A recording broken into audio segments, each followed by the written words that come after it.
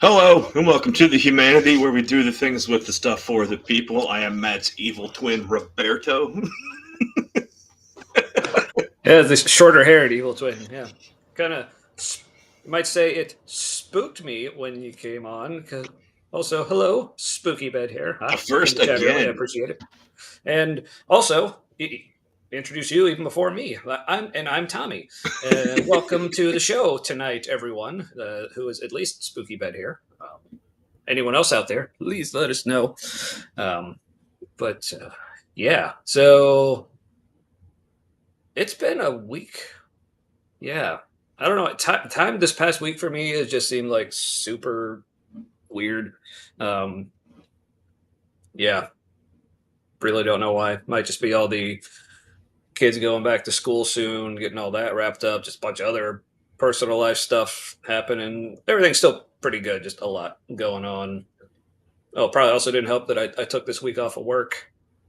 Like, no specific reason. I mean, well, it definitely helped I took a week off, but as far as like days feeling like real days, so like the fact that it's already Wednesday. Like, just it totally did not feel like a Wednesday. But so I'm glad Yeah. earlier Matt sent me some videos. Said, "Hey, we could react to this," and remind me, "Oh yeah, show." So thanks for that. But yeah, I mean, he does look I evil. know. So you know what it is? It's the Cruella de Vil like single Ah, silver thing right here. I'm nice. what's her name? The Defense Intelligence. No, Tulsi Gabbard. Her Ah, cousin. That was a oh, long walk to get to nothing. so it's all right. I enjoyed it. But yeah, speaking of a week ago doing the show, last week, if anyone didn't catch it, I know Missing Mod like came in the chat late and was like, "Oh no, I missed it," but hey, it's okay because it's still on YouTube. Yeah, I noticed for some reason it was like compared to some of our other videos recently, it didn't get a lot of views. No idea why. Maybe because like we ended way earlier than we normally did, so a lot of the regulars hadn't even jumped on yet. Maybe that's why. But yeah, if you haven't watched last week's episode with Kyle Butler, do go back and watch that. Kyle's a really cool dude. We had a really fun conversation, talked about so many things, and I feel like there's just so much more I still want to talk to him about. So maybe we'll have to have him on again sometime, as long as y'all promise to actually watch it this time. Fuck, damn it! Yeah, if you saw him on But with Durante, is that his name? That Durante show, Lamar. yeah, yeah. That's a different feel than he was, I think, on our show. Oh, okay. Um, maybe not. I didn't see that. Oh, I don't. I didn't actually see him. I only saw clips of the other guy Uh, where he was just kind of oh, like nodding, smiling and nodding. Um, yeah, smotting. That should be a new term. I like it. He was smotting. yeah. So, all right, but yeah, but so speaking of tonight and Matt sending me videos, we're gonna be watching some more videos tonight. Sound good? Yes, With it Frank does. the Turk. Yes, one of our favorites. Maybe And then a maybe he'll new notice. gentleman Oh yes, who I might love to loathe. and I haven't seen either of these, so except like just the first couple seconds as I was like queuing them up. But I already for the second video tonight, I already have a reaction for just the opening few seconds. So stay tuned for that. It surprised even me that I reacted the way I did, but I enjoyed it. All right. So speaking of enjoying things, what you drinking tonight, Matt? Well, it's it's very tall beer. Ooh, so it is. Golden Monkey Belgian style triple. Mystical flavors to enlighten you, it says. It's 19.2 ounces. Because metric. Uh, I was at Whole Foods and I didn't want to get like a whole six pack because budget Right. and their singles selection is limited to very tall boys. Oh yeah. Mm-hmm. and only a handful of beers. So That's unfortunate. Yeah. I had this in a long time, and it's 9.5% alcohol. It was on sale for $2.50. So yes, please. Oh, what's the percentage on that? 9.5. Ooh. I'll take 2. Yep. And probably die. You can find like really cheap, good, like much cheaper good beer than it should be priced. Mm-hmm. Especially in the tall cans for some reason. Hmm. Like Arrogant Bastards that way. Oh yeah. Mm-hmm. And their Fear Movie Lions Hazy Double IPA, which is also really good and stupidly cheap in the Tall Boy 6-pack. Yeah. But, so I didn't go that route, but I'm very excited for my beers tonight because, at least here in Cincinnati, it's Oktoberfest season has come early. So, it's earlier every year. It's just like Christmas. Mm-hmm. I know, and hey, I'm cool with it. So this is a Sierra Nevada's Oktoberfest. I really like theirs, one because they're usually pretty good, but also every year they do a collab with a different German brewery. So this year's is I think it's pronounced Sturtebecker, Never heard of or it. something like that. Neither have I, but yeah, it's like most of theirs. It's a little on like the lighter end. It's probably closer to, because like with Oktoberfest beers, it's one of 2 styles. If it's like kind of the darker, more like orangey kind, that's a Märzen. But if it's kind of more lighter yellow, that's what they call a Fest beer. Like the Märzen is closer to like the actual original style, but like the Fest beer, it's like a little lighter. It's like, let's make it a little more party friendly, you know. I mean, not that like the regular Märzen. I mean, those are usually pretty smooth and easy to drink too. But I guess like maybe just a little lighter so people can like knock back a few more or several. But I'm hearing myself in your speakers. Is that a thing, by the way? Shouldn't, because you're just connection thing. Might just be a connection thing because like I just have you coming through my earbud. You're not all right. A laptop. It tastes like banana. This beer tastes like banana and cloves. You would not like it. Thanks for the warning. I appreciate that. All right. So, anything else? Oh yeah, and as always, people in the chat, let us know what you're drinking. Or anybody else been black pilled, by the way? by the algorithm, black pilled. I think that's where you start to get a little nihilistic because everything's going to shit a little too fast. Ooh. You're like, well, we're fucked. Yeah. I don't know. Can I just start getting used to it now? I mean, I'll push back just because pushing back is the right thing to do. Yeah. But like, I'm under no illusion. Like at this point, we can stop it. It's just kind of like maybe yank the steering wheel just a little bit. Yeah, just a little. Yeah. But the momentum is too strong to really be hitting the brakes yet. For it to do anything, we're just going to slide for a while. Yeah, a lot of black ice on the road. But hey, what's that? Racist. Yeah, that black ice is racist or something. I don't know. No, regular ice. That's the racist. Yeah. Yeah. Yeah. Anyway, so this is a lot of. Maybe we need maybe. Okay, so there were the Black Panthers, right? Maybe there needs to be a black ice, like the anti-ice. Yeah, start just arresting honkies in the street and throw them. There you go. Driving while hunky. Yeah, I think of all the like pejorative terms for white people, honky might be my favorite. Seriously, what happens on the other side of all this? Gonna be some honkies in jail. You know? Right? Mm-hmm. Here's helping. So yeah, so I guess with all that being said, with the goings on going on as they are, what say we lighten the mood and listen to some Christians try to talk good about stuff. Yeah, try to listen. We're gonna listen to Christians try to help some atheists out. Ooh, hey, we're atheists. Let's see if they actually Help help us us see the out. light again.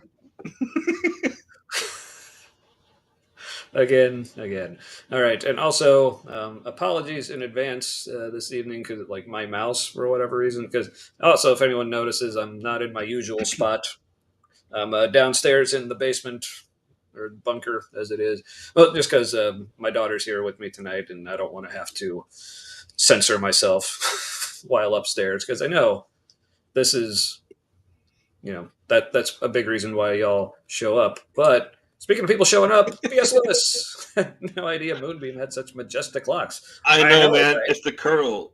It does this. If I comb it after I shower, it gives me like this little swoop that looks like I spent time Mhm. on it, and Yeah, I yeah. don't like Actually, that. my Because I didn't spend time on it, and yeah.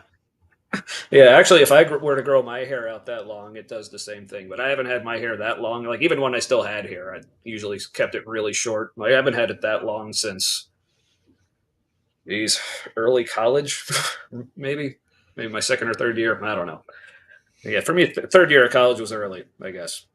But anyway, but speaking of apologies, apologies in advance. Like, so part of being downstairs um, is I got a different setup in this like tray table thing that I'm using for some reason. My mouse sometimes it works on it, sometimes it doesn't. So yeah, I may be a little slower on the draw when it comes to clicking things. But the good news is, um, like I said, my daughter's here. She also really loves to bake, so I think that's she might be up to some of that about now. So she may be coming down at some point, bringing me some things. So what's that?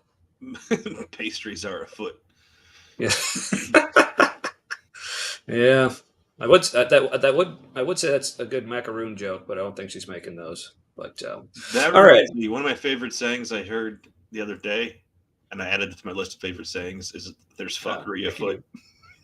you. Ooh, I like that. Yeah, That might need to be one of our show taglines, actually.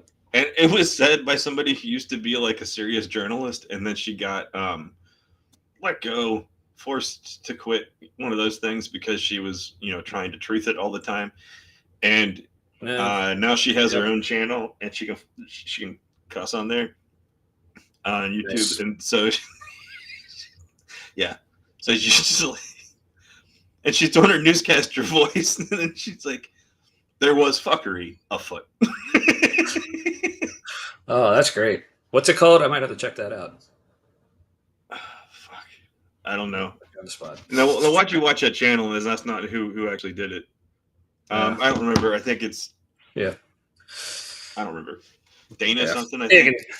can, yeah. You can tell me later. But anyway, any setup you want to give to this Frank Turek video before we start a rolling on it, or you It's just want to not get in an into it? auditorium, as you can see, which is a little bit of a switch up from a lot of the Mm. atheists asking questions at Turek shows. And Mm. um, he does a better job than most, at least the ones that like Turek puts out. And You mean the guy asking the questions does a better job, yeah, or Turek does a better? Okay. no, the guy asking questions does a better job than most of the people who get up and ask questions. He's less flustered. Um, Also, I, from what I remember, I think Turek thought he was doing a good job. Either that, or he realized he did a bad job and wanted to keep talking to try to like save himself.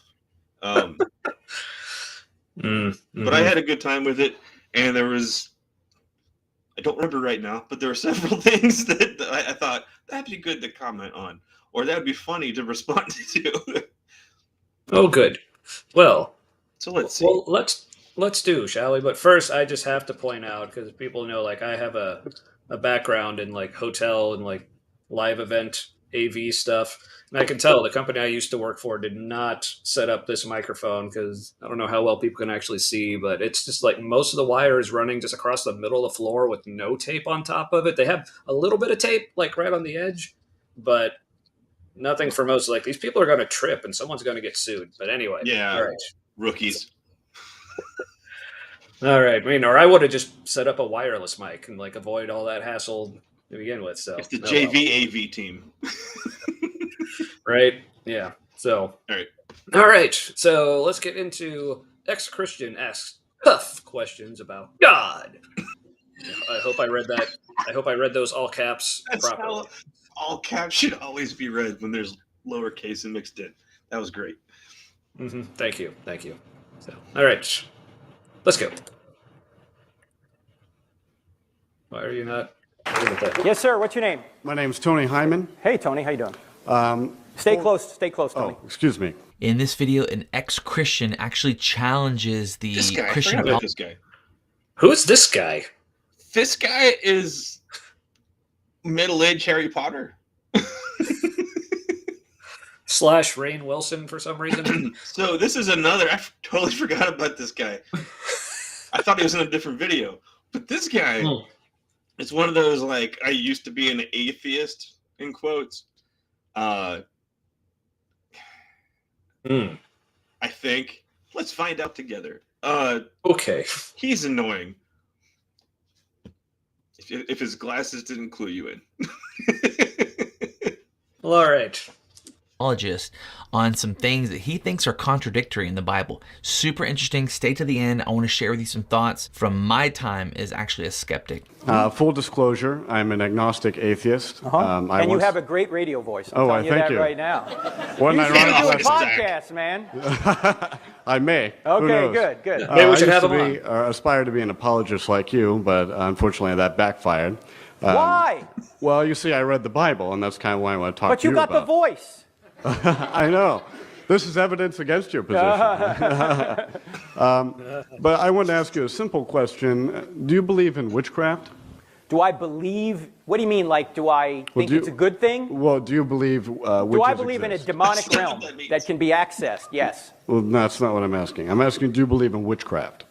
Define what you mean by A witchcraft. witch.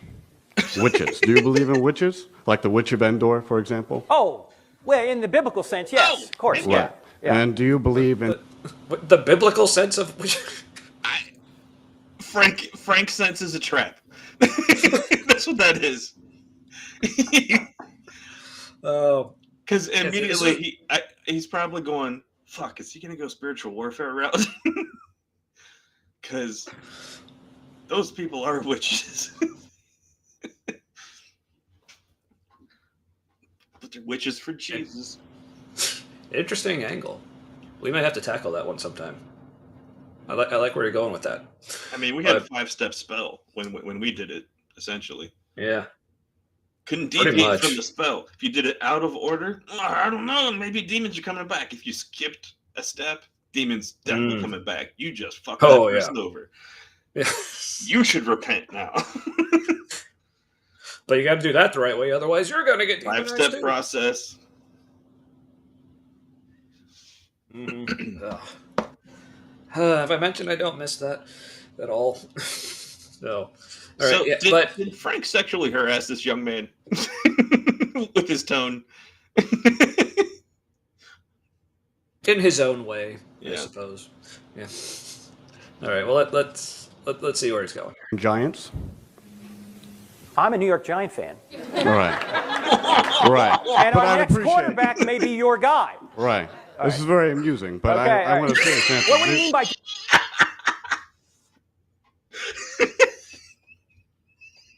Oh, that was amazing. That was so deadpan. That was fantastic. We need to find this dude. I kind of want to have him on. I know he kind of maybe we'll have to Google search his face or something because if he doesn't have a YouTube channel, he needs to. That was great. I think this is because like the first time he doesn't let someone else derail things. Yeah. Frank tried to like derail it with a "I'm so funny" tangent to get the crowd to laugh, to get the crowd back on his side. Now this guy points out you are a jester. Yeah. Yeah, that was a good move. I enjoyed that. So, props to you, sir. I forget his name already, but he's good people. Mouse do things. Well, giants, like the Nephilim described in Well, Genesis. yes, there's been some archaeological discoveries which suggest, yeah, there were 8 foot, 9 foot people. Yeah. Really? Yeah. I have not heard of any of Jerk-off that. And in symbol. fact, I've researched the matter, and I can tell you there is no archaeological evidence for that. Let's say there isn't, because I don't have it on my. I usually have most of this stuff. I here. wouldn't expect you to Okay. just know that off the cuff. Yeah, let's say there isn't. Does that mean they didn't exist? Well, that there's no evidence for them? Yeah. Well, there's no good reason to believe there are, but you do. Well, they could exist. See, absence of evidence is not evidence of absence. Right, but if you don't have any evidence, you probably shouldn't believe it. Unless Jesus believed it and Jesus rose from the dead. Wait, pause and I it. just have a personal. All right, this is good. This is good because Oh, so much there. That's, Frank just stepped in it real hard at the end there by saying, "But if Jesus believed it," and it's like there are obvious problems with that. Yeah. Speaking of things we don't have much evidence for. Yeah, no, that's true. Like every time they have supposedly found like bones of giants, it's either been a hoax, like the bones can't be produced, or it's multiple like bones from different people or animals or whatever kind of mixed together. There definitely not Nephilim, basically. Right, yeah, there definitely have been people with like, was it gigantism? Is that what it's called? Yeah, I think like at least on record, like the tallest man in the world was like close to like 8 feet, something like that. Yeah, but gravity is not kind to those people. Yeah, and they have joint problems and are usually in a lot of pain on a regular basis. So for our planet's gravity, for like our body type, it's not really possible. Yeah. So Frank knows. He knows that there's not evidence. He was just trying to like. Oh, but maybe that's why David was able to beat Goliath so easily, because there have to be giants because of that. Yeah, but Goliath, he must have already been like in so much pain, like with all that armor and stuff he had on. He was probably having trouble just standing up. So David just had to like throw a little rock at him and just knocked him right the fuck over. So, yeah, that makes sense. That makes sense. And with his like absence of evidence or evidence, you know what I'm saying. I just can't say it right now. For him to go, well, if there's no evidence, it doesn't mean it didn't exist. Yeah, like that. Right. You think that wins? But this guy's what just happened? Yeah, he's like, so your best argument was you can't prove it didn't happen, but he had but the guy, I wish I could remember his name, like had a perfect response by saying like, well, yeah, that doesn't mean it didn't happen, but it just means you don't have a good reason to believe that it did. Which, yeah.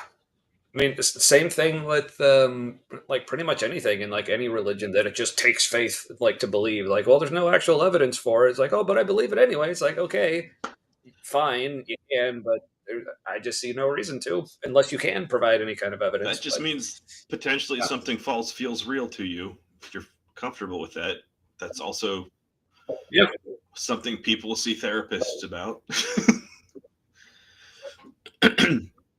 I like how the guy asking questions, like you can tell everything that he's learned about like responding to people and all the stuff he knows that's just kind of coming out naturally. Like he doesn't have a canned response for every kind of thing. So it comes out more conversationally, and that I think that also makes it feel like it has more of a like authority behind it. Just kind of like he's confident he knows these things are real, but not overly confident, like he's trying to compensate, or you have to look bad for him to look good. But if you're being a jackass, he's going to make sure everyone else is aware. Yeah, and he did a good job of that. So real quick, I am just going to go back to the beginning just so I can get his name, just because I'm going to feel bad just saying this guy for the rest of the video. Sir, what's your name? My name's Tony Hyman. Hey, Tony. Hyman. Excellent Tony, last correct. name. Why didn't we make a joke about it? I think it's because I didn't like, because I like this guy, so I don't want to make a joke about him. Even that said with you can, though. confidence. Feel free. Also, how many people in that crowd know what a hymen is?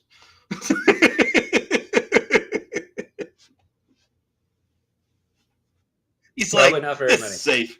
Also, I don't care. It's my name. Exactly. Yeah. I mean, definitely not this guy. Anyway. No, he's upset about things.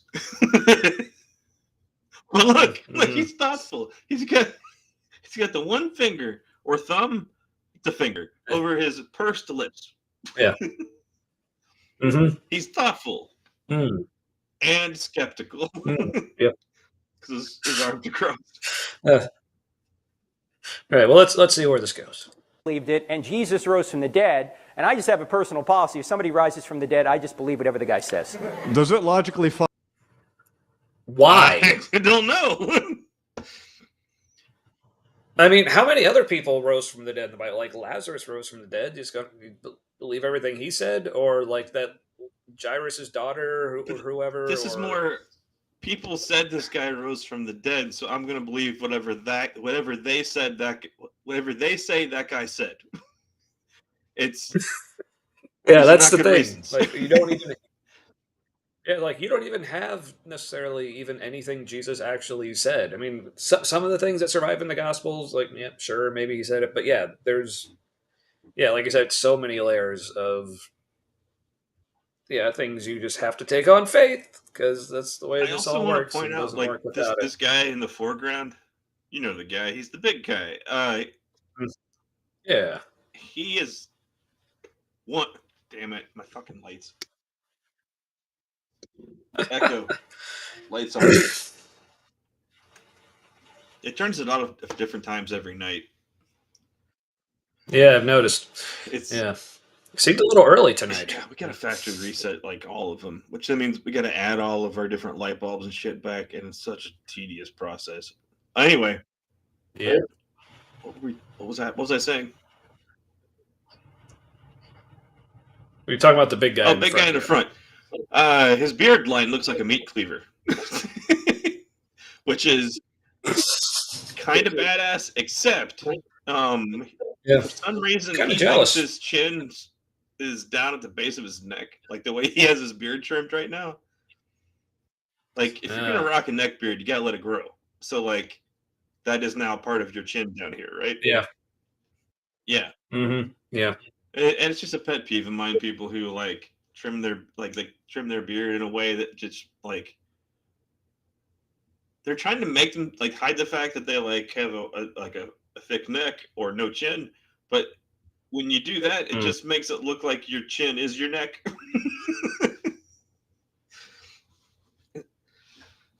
You're not helping. He's not helping himself, but he looks ticked all of a sudden now that he has said, "Does that logically follow?" He has a face like he's going to punch this man in the stomach.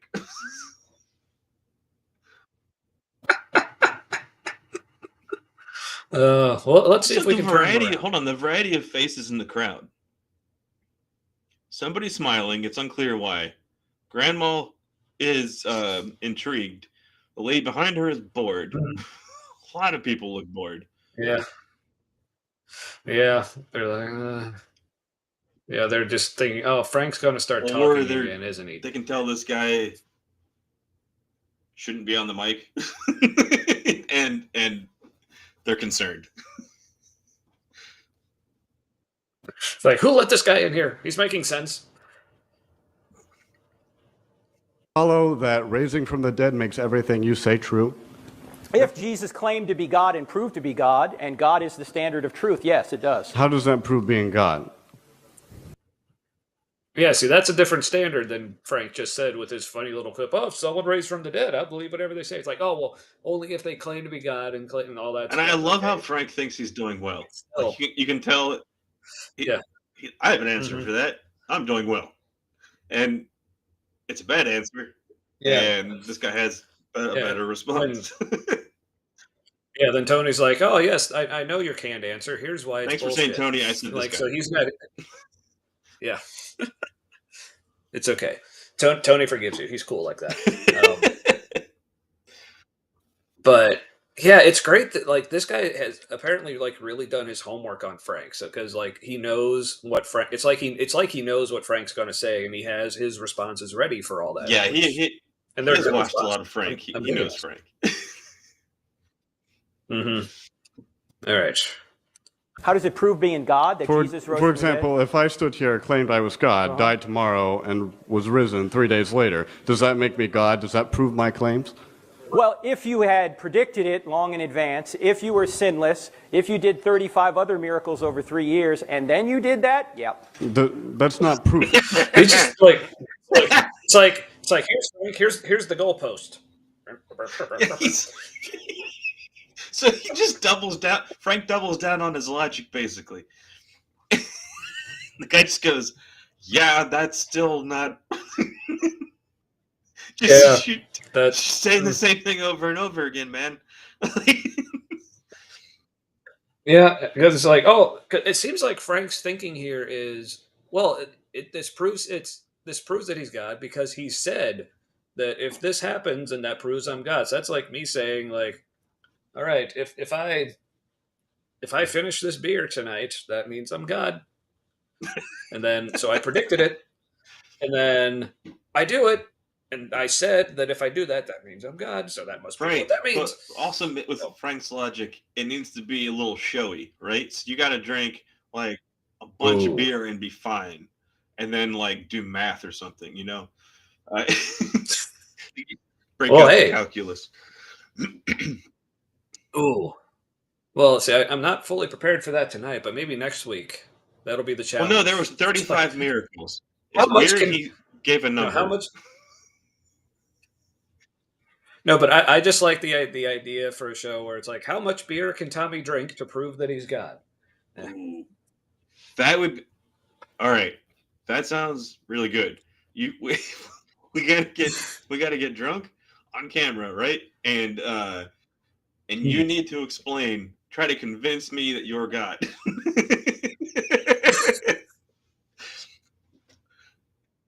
Also, I think it would be a great idea to I don't know if we can get anybody on to do this like live with us, but at least watching people who are trying to convince former Christians to be Christians again, because I don't know, that's a new special interest of mine. Just people. Because it is so far, all of them dabbled with atheism. None of them were like there. Like when they're like, I was Jesus boy, and then I was sad, and then I was Jesus boy again. Yeah, and sad means atheist. Yeah, man, your white privilege is screaming. if that's your dark night of the soul. Oh, yeah. Foreshadowing for later. Ooh. Stay tuned. All right, so Frank thinks. Here, let's just back him up just a little bit to get this. Frank has tailored shirts, by the way, for sure. Oh yeah, which I mean, fair play. I mean, he's wealthy enough. I'm sure. Honestly, they fit a lot better. Yeah, I mean, honestly, if I was like super wealthy, I'd probably still just be wearing the same band T-shirts, probably just more. And there'd probably be more tattoos underneath them. But yeah. All right. So I backed him up a little bit. So let's get a little more of this line of thinking that Frank is laying out here. Died tomorrow, and I was so excited it knocked over my mic. B.S. Lewis, could I convince you to be a Christian again for $1 million? If you paid me $1 million? Yes. Do I need to prove it and actually believe it, or do I just need to say I'm a Christian? Yeah, I could do it for $1 million. If I gotta do like sure. all the shit that goes with that, no. Because for how long? Because like forever, the answer is no, definitely. Yeah. I was gonna say, because $1 million would solve a lot of problems for me, right now, and probably over the next several months. So yeah, I could do it for a little while, sure. The Christian stuff is so toxic to my brain, though, that like I couldn't do it again. it would undo a lot of the healthiness I have now. Yeah, that's for sure. Yeah. Yeah, now that I know that like I can be better and I can get better without like just waiting and praying and all that shit. No. Oh, just go to church every Sunday for the rest of your life. Am I allowed to ask questions while I'm there? Yeah, I can go to church. Shit, yeah. Right, I'll play backgammon on my phone like the whole time I'm there. That's all. Yeah. Yeah, plus it'll give us more ideas for things to react to, because like we can go to like our local megachurch, watch their sermon on Sunday. It's like, oh, we're reacting to this on the show this week, so I can like start taking notes. Yeah. No, and by the way, we need to do that at least once a month. I think we need to pick like maybe a sermon from the previous month, so we have like 4 to choose from. You know. Yeah, but I still want to go back and address that deconstruction series they did a few years ago. Yeah, that would because that was like one of the worst things I've ever seen. But and also, if straight up abuse. Yeah. Also, like if Emily and Chris are watching, I know they've expressed interest in joining us. There are a couple friends of ours who also used to go to Crossroads. Or they might still. I don't know. They keep kind of going back and forth, but they're pretty. They seem pretty pissed at Crossroads. So I don't know if they will anymore. Yeah, I don't know. But hey, did you not say the name yet? And I just did. I don't know. I mean, we've said the name of the church before, so it's whatever. I still prefer. Oh, well, if you give me $1 million, I mean, yeah, just pay that towards that. Yeah, so that leaves me with 900,000. I mean, that's still pretty good. Wait, but do I need the first year though? Do I need to pay 10% of my $1 million? But then that also means that Crossroads gets an extra $100,000 for correct bullshit. So let's just hope they spend it on more cameras and TVs and stuff. So after my wife stopped working there, pretty soon after that, they started doing mandatory tithing, where it came out of your paycheck automatically. Yep. Because God loves a mandatory giver. Yeah. Even though the Bible says, like, give from your heart, it literally says, do not give out of compulsion. What about requirement? What about requirement for employment? Oh yeah. That's they're not compelling you to; they're just doing it for you. Like, well, see, now he's making it worse. The answer's no. Yeah. Yeah. You're just making this expensive in too many ways. Mm-hmm. Yeah. Yeah. I'm pretty sure, like that. I mean, not that I make a ton, but I don't know if that would. I would break even at some point. Probably not, but no. The way anyway, and it wouldn't matter anyway. The way inflation is going right now, that wouldn't get very far in a hurry. Yeah. Anyway, speaking of not getting very far, we need to get back to this video. Yay! Risen 3 days later. Does that make me God? Does that prove my claims? Well, if you had predicted it long in advance, if you were sinless, if you did 35 other miracles over 3 years, and then you did that, yep. That's not... Well, okay, here's the thing. You paused it at the same spot you paused it last time, by the way. Here's the thing about, like, sinless. It's like, well, but if I'm claiming to be God, then that also means I get to make the rules as to what is sin or not, and I can just declare everything that I do not sin. So, therefore... I'm sinless. Mm-hmm. Trying to trick you into going to church and give the money back. It's like real church. Yeah. That's scarily close, BS. Cut it out. All right.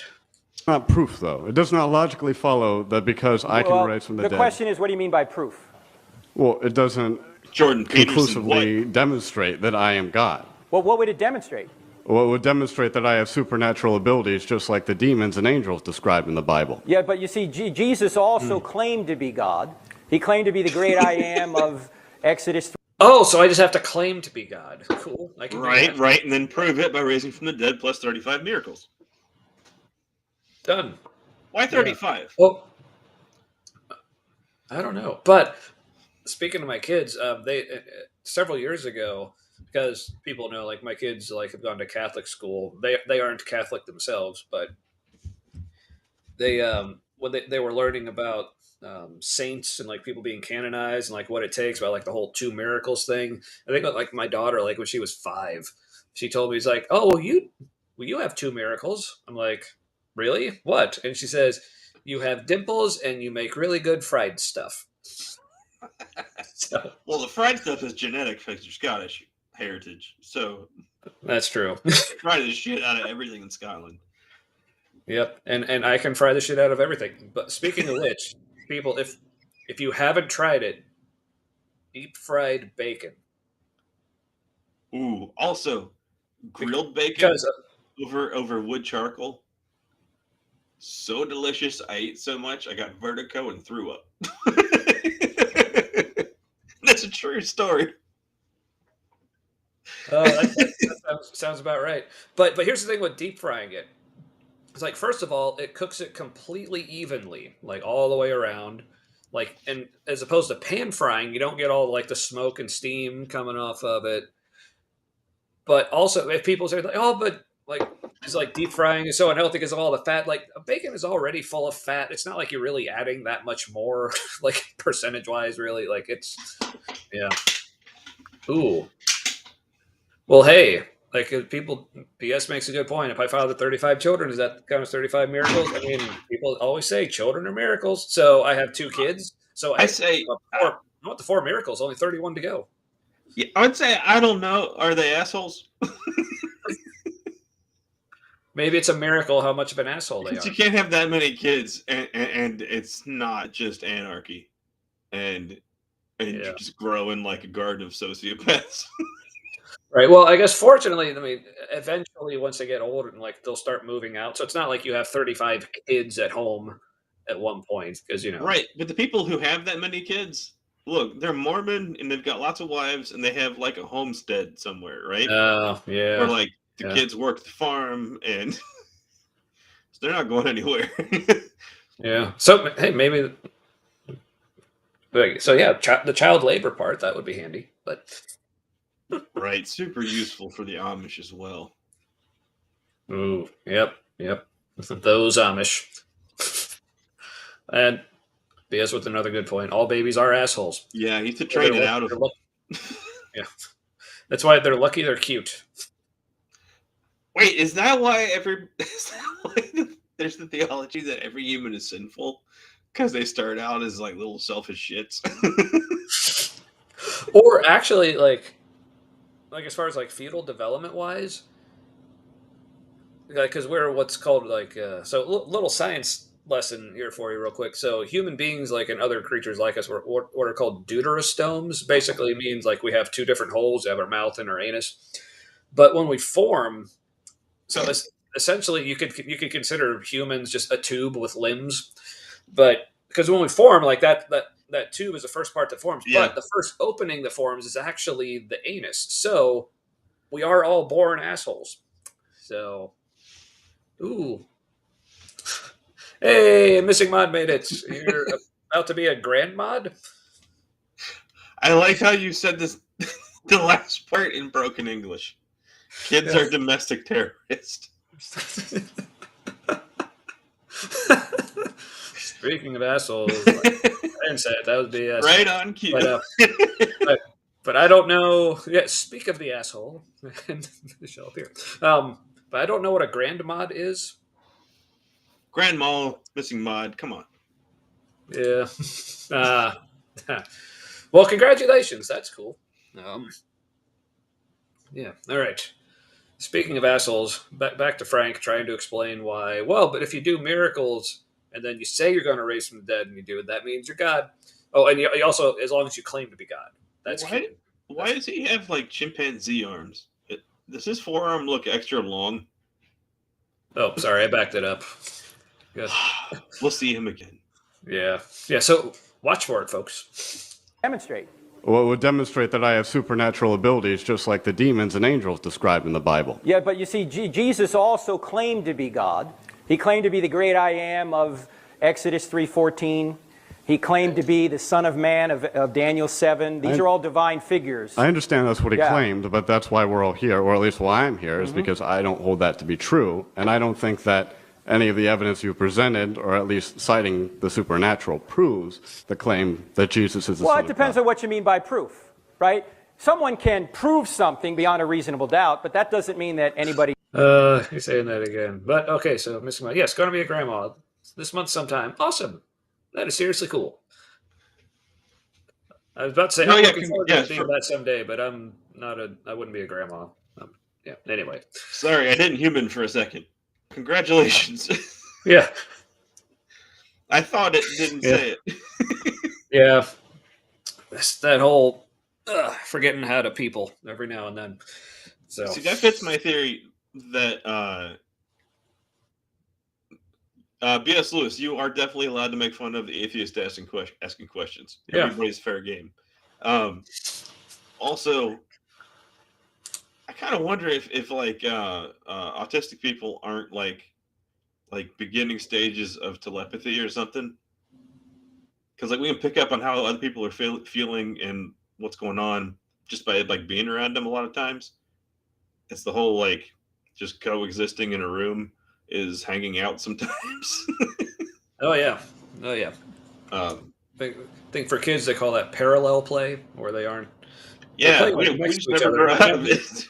Yeah, not doing the same thing, just there with each other. But yeah. Wait, your son's the real enemy. Like I don't understand, but you're excited. That's good. Speaking of autistic, I don't understand the people words. I'm like, oh, that sounds terrible. I think you're exaggerating. All right. Well, let's get back to the fuckery. necessarily needs to accept it, right? Well, that's right. You can choose whether or not you want to believe That's right. something. That's all we're saying here. So, but I'm trying to figure out what your standard of proof is. What kind of proof would you need to think that Jesus was God? Well, that's an interesting question because honestly, I don't know. A different question. I don't know how anyone could prove that they are omnipotent and all-knowing. Well, you could predict the future. Well, predicting the future, I mean, the weatherman more or less is able to do that, but not perfectly. No, the weatherman, hey, okay, the weatherman. It's empathy, but it's empautistic. That's great. I like that. I'm going to have to use that.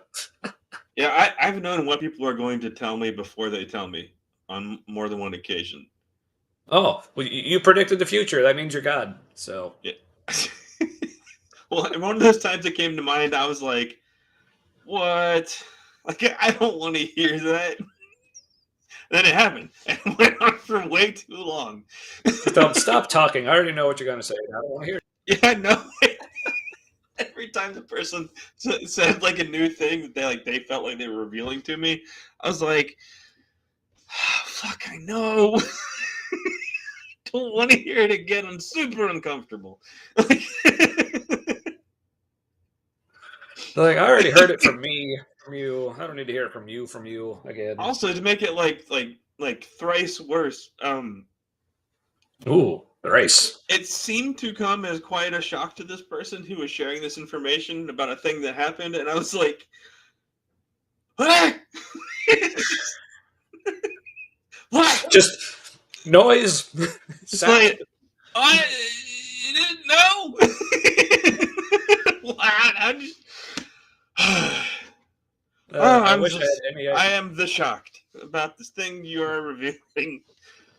I just wish I had any idea what the hell you were talking about. No, you know I've told you before, but I don't want to go into enough detail that you'd remember because it would. Actually, this person won't be watching at all ever. Somebody had a gay experience, and that was yes, terrible, yes. and I was like, why? Because you are. Yeah, just embrace it, dude. Yeah. And I'm like, yeah, that wasn't a great place to go to have that happen. Sure. Just do better. Yeah. And just to be clear, this wasn't us just saying it was a problem that he was gay. We were actually It's the problem was he was refusing to admit and embrace that part. We're like, no, dude, it's who you are. Stop Anyway, It was that's unclear a whole. if they were like Yeah. trying to convince themselves or they really didn't understand if they were that detached Yeah. from themselves. Yeah, because it's and again, this isn't us trying to tell someone who they are. It's like this person, like it seemed like the only reason they didn't embrace it was because they just believed it was so wrong and sinful just to be gay, and we're like, no, it's not. It's fine. Just yeah. You don't need to anyway. So In fact, like yeah, with the you're Sumerians, thrived for like 3,000 years, longer than the amount of time Christianity has been a fucking thing, and right. their culture was fine with it. You could marry people, like it didn't fucking matter who they were. It,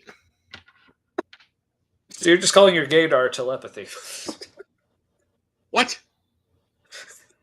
No, false. Oh, that's great though. All right, so back to like No, but here's the thing. Before he started telling this story, I knew details of the story. It's only came to Ball's touch. Well, keep telling yourself that.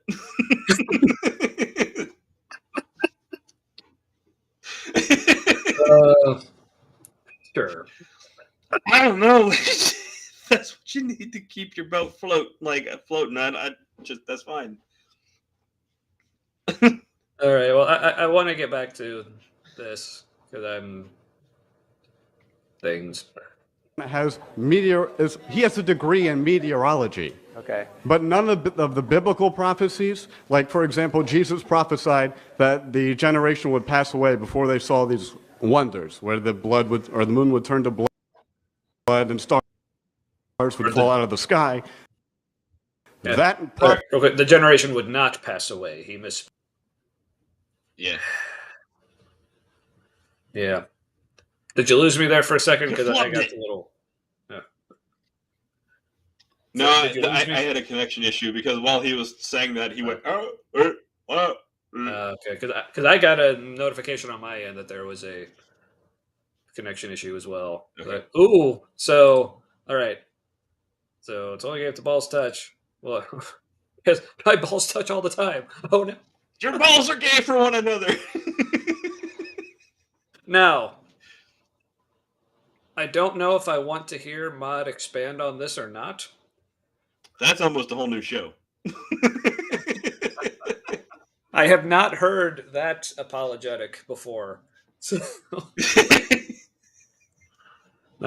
proof of procreation. Yeah. Mm-hmm. All right. Yeah. Prophecy is demonstrably Hold on. false. Okay, hold on, Tony. Don't get a little too strident here because From my end, when we unpause it, sounded like you said pussy. And, yes, same here. Okay. And pussy Back proves it up a that it's little bit because I was false. too distracted, and Frank's about to like. Right. So balls are proof of creation, but pussy proves it's demonstrably false. And Frank That's what thinks I've he's learned about to hit tonight. a double, so I want to hear where he's going with that. okay. But none of the biblical prophecies, like for example, Jesus prophesied that the generation would pass away before they saw these wonders, where the moon would turn to blood and stars would fall out of the sky. That prophecy is demonstrably false. Okay, hold on, Tony. Don't get a little too strident here because that's not demonstrably false because what Jesus is quoting in Matthew chapter 24 is Isaiah chapter 13 when Babylon was overthrown back in about 511 or 516 BC. Pause it. And this is apocalypse. So it's about Babylon when it's a problem for you, but it's about Jesus when it works in your favor.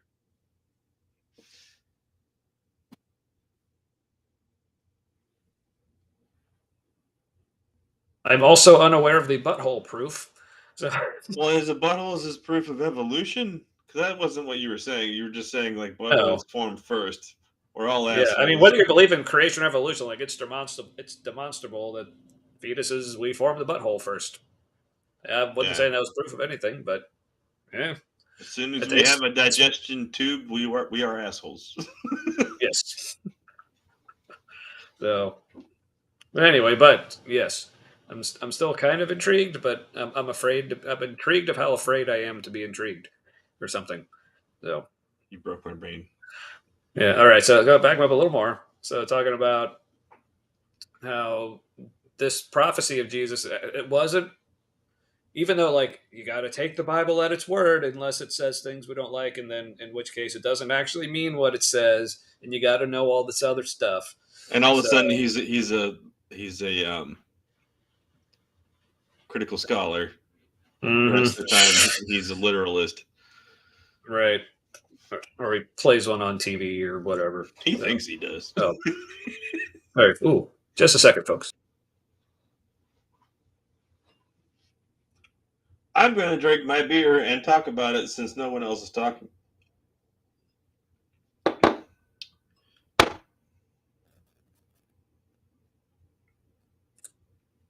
Yeah, sorry, that was the aforementioned my daughter making things and bringing me things. So she made cookies. Mod is apparently messing with BS, but laughing out loud at what we said. So, I'll take it. Glad we contributed to your laughs out loud. What you eating, Tommy?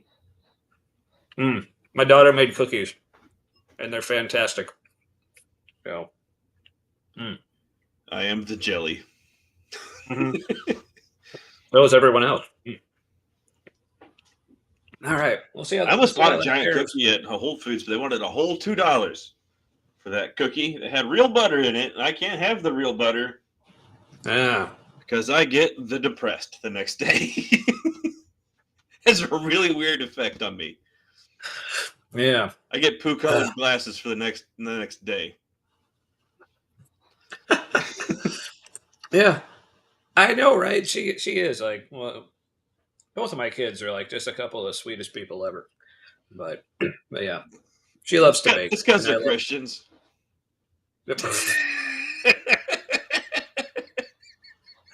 That can't be it. Ooh, banana pancakes. Yeah, these are chocolate chip. Yeah. Banana pancakes. Yeah, I haven't had those in a long time. Will there be chocolate chips in the banana pancakes, or at least nuts? Because that's the IHOP way. That's how I prefer it. Thanks for sharing. Yeah, fuck you, BS. All right. Frank thinks well, hey, just come. Roll. All right. Yes, they are Christians, and it is hilarious.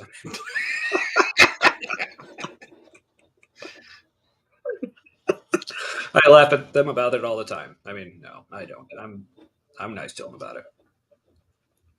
Isaiah chapter 13, when Babylon was overthrown back in about 511 or 516 BC, and this is apocalyptic language to talk about a terrible time. He doesn't literally mean that the sun is going to go black and the moon's going to turn to blood and the stars are going to fall from the sky. That's apocalyptic prophecy language to talk about it being a terrible time.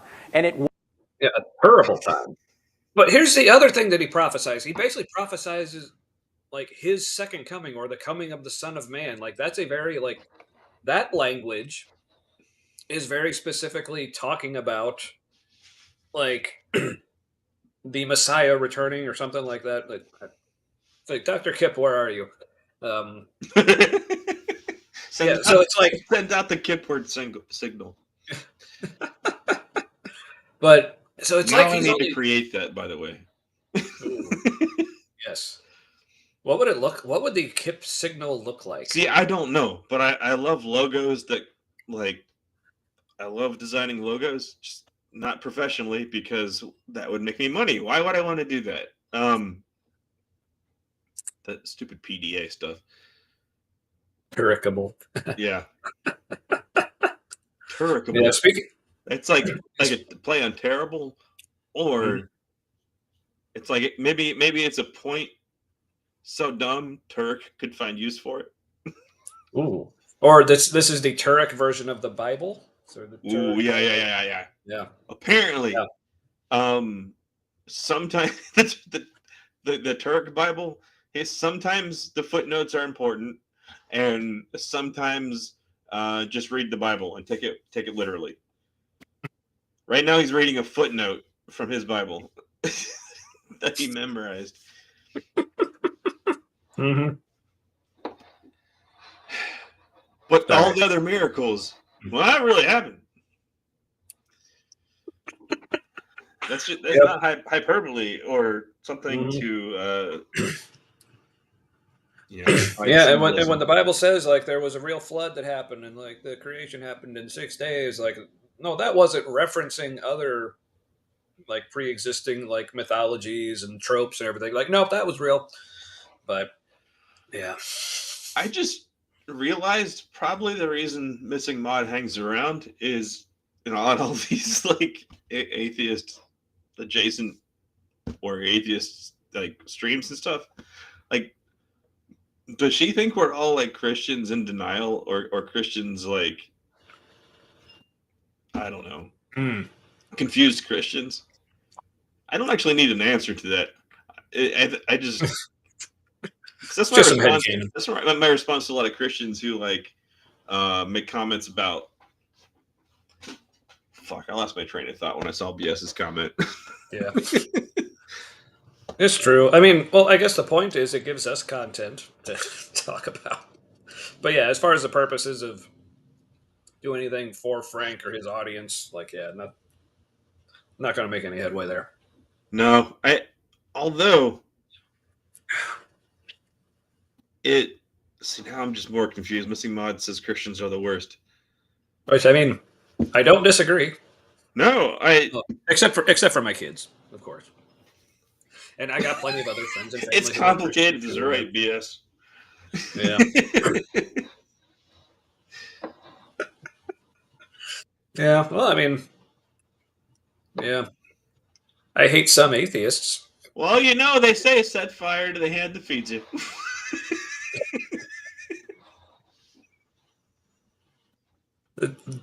Do they say that? No one says that. Well, you did, so now it's a thing. All right. So talking to Frank, it does provide content online for people to talk about, although he's less relevant these days. So why are we talking about him? Because there's a lot of Christians who still do listen to him.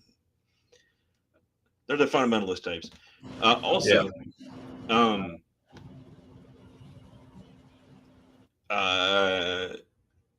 This guy is there, I'm sure, not to convince Frank, but I'm sure he wants to make Frank be better at what he does. He's like, you are not this stupid. Do better. Yeah, that could and be. The way what he's saying is sticking in at least the crawl of the guy who's in the foreground.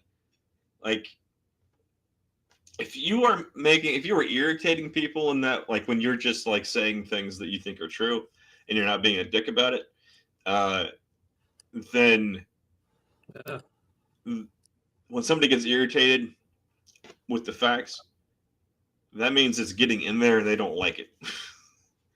Mm-hmm. Yeah. Sorry. So I can't convince anybody, but like 1,000 cuts, that kind of thing. Right. Yeah. Sorry, I was just fucking around with things. Guy goes, oh, the logo is like cutting Matt right in the throat, and that was bothering me. All right, but real quick, I got good news, Missing Mod. Sin isn't real, so you're not. So congratulations. Well, Jesus hated Christians. Now I am having second thoughts about hating Christians because I don't want to be like Jesus. He did scold his followers an awful lot. Right. Mm-hmm. That was a weird one to accidentally click. So I want to know, which atheist do you hate most and why is it B.S. Lewis? Also, it was B.S. saying F'd his wife. Yeah. Are we talking about Jesus there? Or? Oh, did Jesus do that? I don't know. Like, there's that whole movement where, like, Jesus is my boyfriend, that thing that women say. Or Jesus is my husband. I don't know why, but for some reason, the first thing that came to my mind from, like, Jesus fucked my wife is, like, oh, you may be entitled to compensation. I don't know why.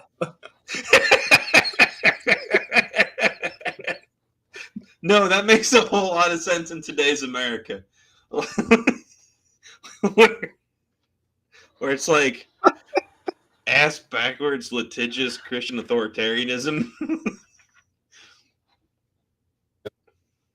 We live in a parody. Yeah, speaking of parodies, was a terrible time in 70 AD. Jesus said that in 30 AD. It happened in 70 AD. That's a generation. That's when those things occurred. Jesus described that as being the second coming or the establishment of his kingdom on earth is when that happened. Jesus said to Caiaphas, "You will see the Son of Man coming with power on the clouds." And what he meant was that the judgment on Israel was coming for them crucifying him. And that's what happened in 70 AD. He didn't mean the end of the world. Is that what rain is? Jesus came on the clouds?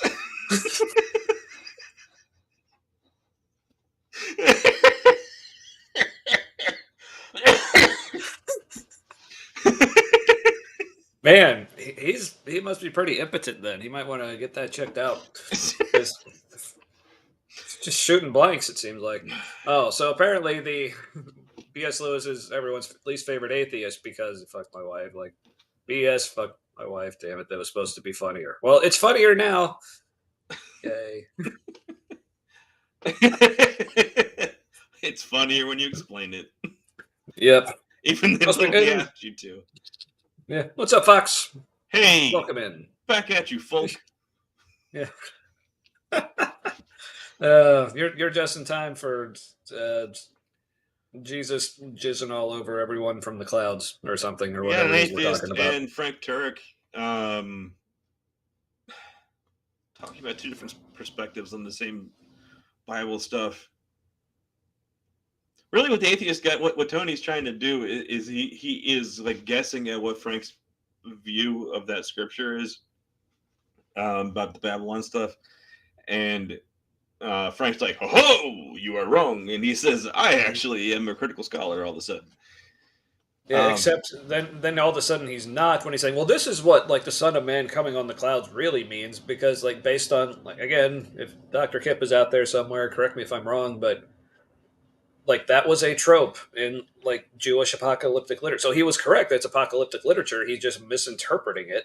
It's like he's just saying like, oh, he's just basically saying it's like he's just dumbing it down to, oh, it just means bad things are going to happen. Oh, later a bad thing happened. That must have been what he was talking about, even though he used language that was like very particular, that was supposed to describe something else very different.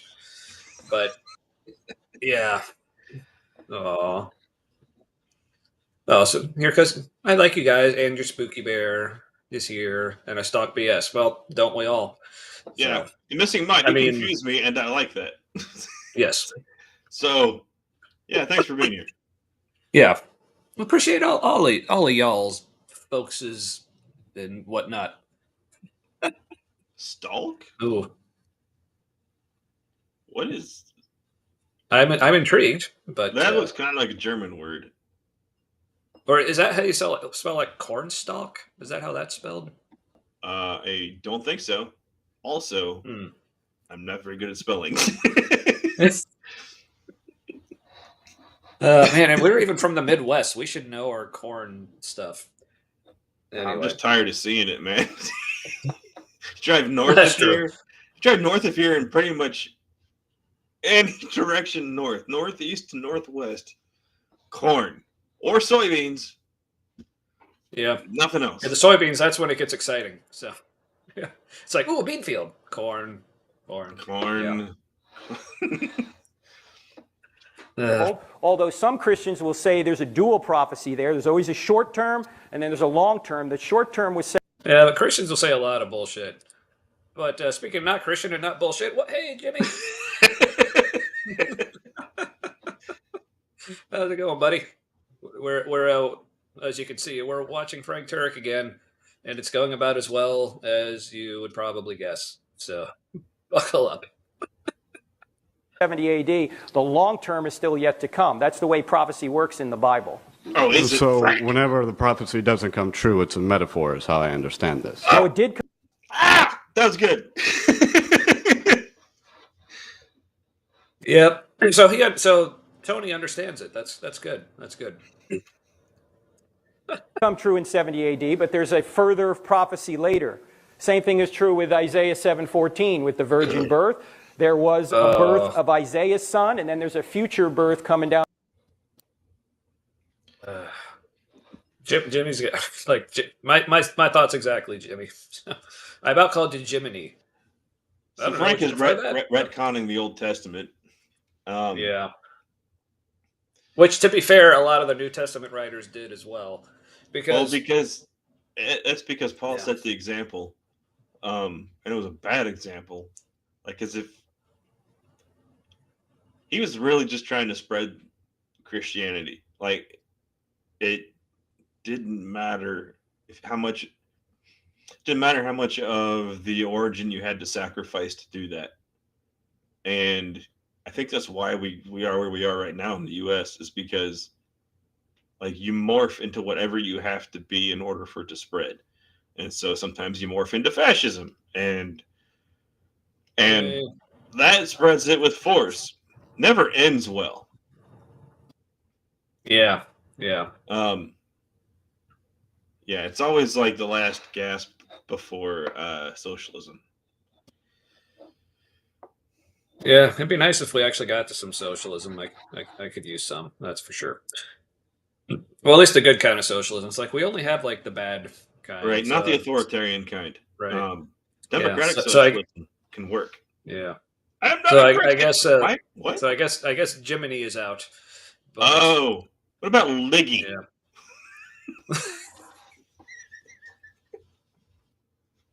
There lots of ways you could go with that, but yes, I agree with Fox. I like this youth as well. Like, some of the kids are all right.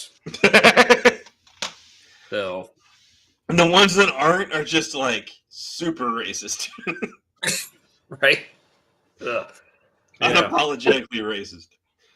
Right? Yeah, it's see Jubilee for further details. But let's hear about so Frank is talking about how these prophecies were, some of it happened soon, but then other parts of it happened later. But no, Jesus said people standing here will still be alive when all of these things come to pass. He didn't say some of it, but some of the things he was talking about was the very like end of the world, day of the Lord, apocalypse type of stuff. Which it's the remember that phrase? It's both now and not yet. Yeah. Okay. But they never use that in like a useful way. No, Liggy. Mm-hmm. Yeah. Jimmy Lee. Anyway, now and not yet. Like if you're using that in like a real world kind of way, that'd be like we're seeing progress in that direction now, but like not, we don't see it culminate until later.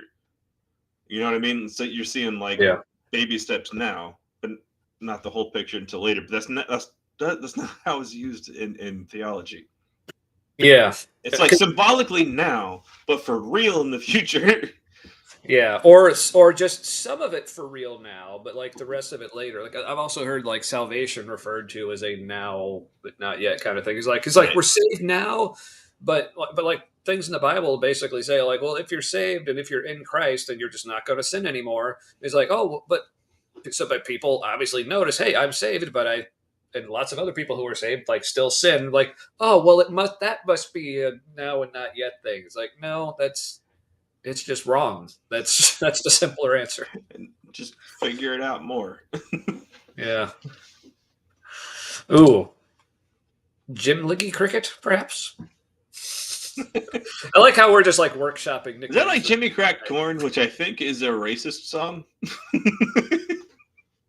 Now that I think about it. Well, it said the master's gone away, so I'm assuming something nefarious going on. Wow, you're right. I take that back. Yeah. That's why it's racist, because of that. Yes. I liked the Disney movie Briar Rabbit when I was little. Oh, you mean a Song of the South? Song of the South, yeah.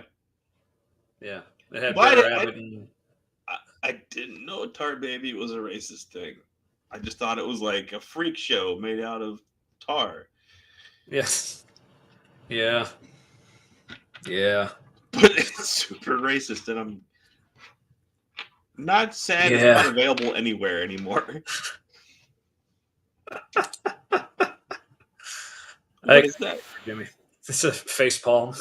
Okay, I need new glasses. Yeah. All right. So Frank, that'll be better, right? So here's Frank misunderstanding how prophecy works. On the road later. Then you go to Isaiah 9:6. It says, the child will be born who will be called God. And then Isaiah 53 talks about No, the I think he suffering- says the child will be called Emmanuel, meaning God with us. He's not Catholic because we fucking love repeating that shit. Yeah. I say we because I'm culturally Catholic still. Yeah. Recovering Catholic. Yeah. No, it's in your dude. If you're Catholic, it's in your fucking blood. Yeah. It's like being Jewish Yeah. and shit. Mm. Or being Scottish and frying things, which is apparently But yeah, my gig. So I repress things and it's all part of the deal. Yeah. and I so when I see the servant Pope is still, God. I'm like, And yeah, after good the for him. suffering Maybe. servant, What? When I see the Pope do a good thing, I'm like, good for him, maybe. And yeah, Right. it's a weird connection. Mm-hmm. Popes are weird connections. That's true. All right. dies, he will see the light of life, a reference to the resurrection, which is then seen 700 years later. Jesus, once again, we're Okay. Is that actually a reference to the resurrection, or is that just a phrase that you can say, well, that could be resurrection, therefore it is, because it helps me if it is? Like in the same way that Christians read a lot of books and watch a lot of movies and see Christian themes and things that help them in it. Yeah. Like they've been doing that since the beginning. Yep. Yeah. Which again, like, damn it, Kip, where are you? I could really use your help. The one night, Kip, the one night you fell asleep early. Somebody wake him up. Get nitty or something. Catholicism is like vampirism. Well, you are drinking blood, and they do think it literally turns into blood. So Yeah. so At some it's also point, cannibalism. It's like real blood, real body, real flesh. I don't know if that Mhm. happens after you eat it. It's gross, no matter what. Yeah, no matter how you slice it or don't slice it. I don't know how. But it's I would really love sliceable bread. to know what's in the Vatican Library. Ooh. Because there's a lot of stuff that like original accounts of things, like original meaning like the earliest versions that weren't canonized. Yeah, there's just it would just be amazing to see what kind of progression in the stories were lost. Yeah, but as much as I love tangents, like if we're going to True, do sorry. video and another one, we're Do it, let's go.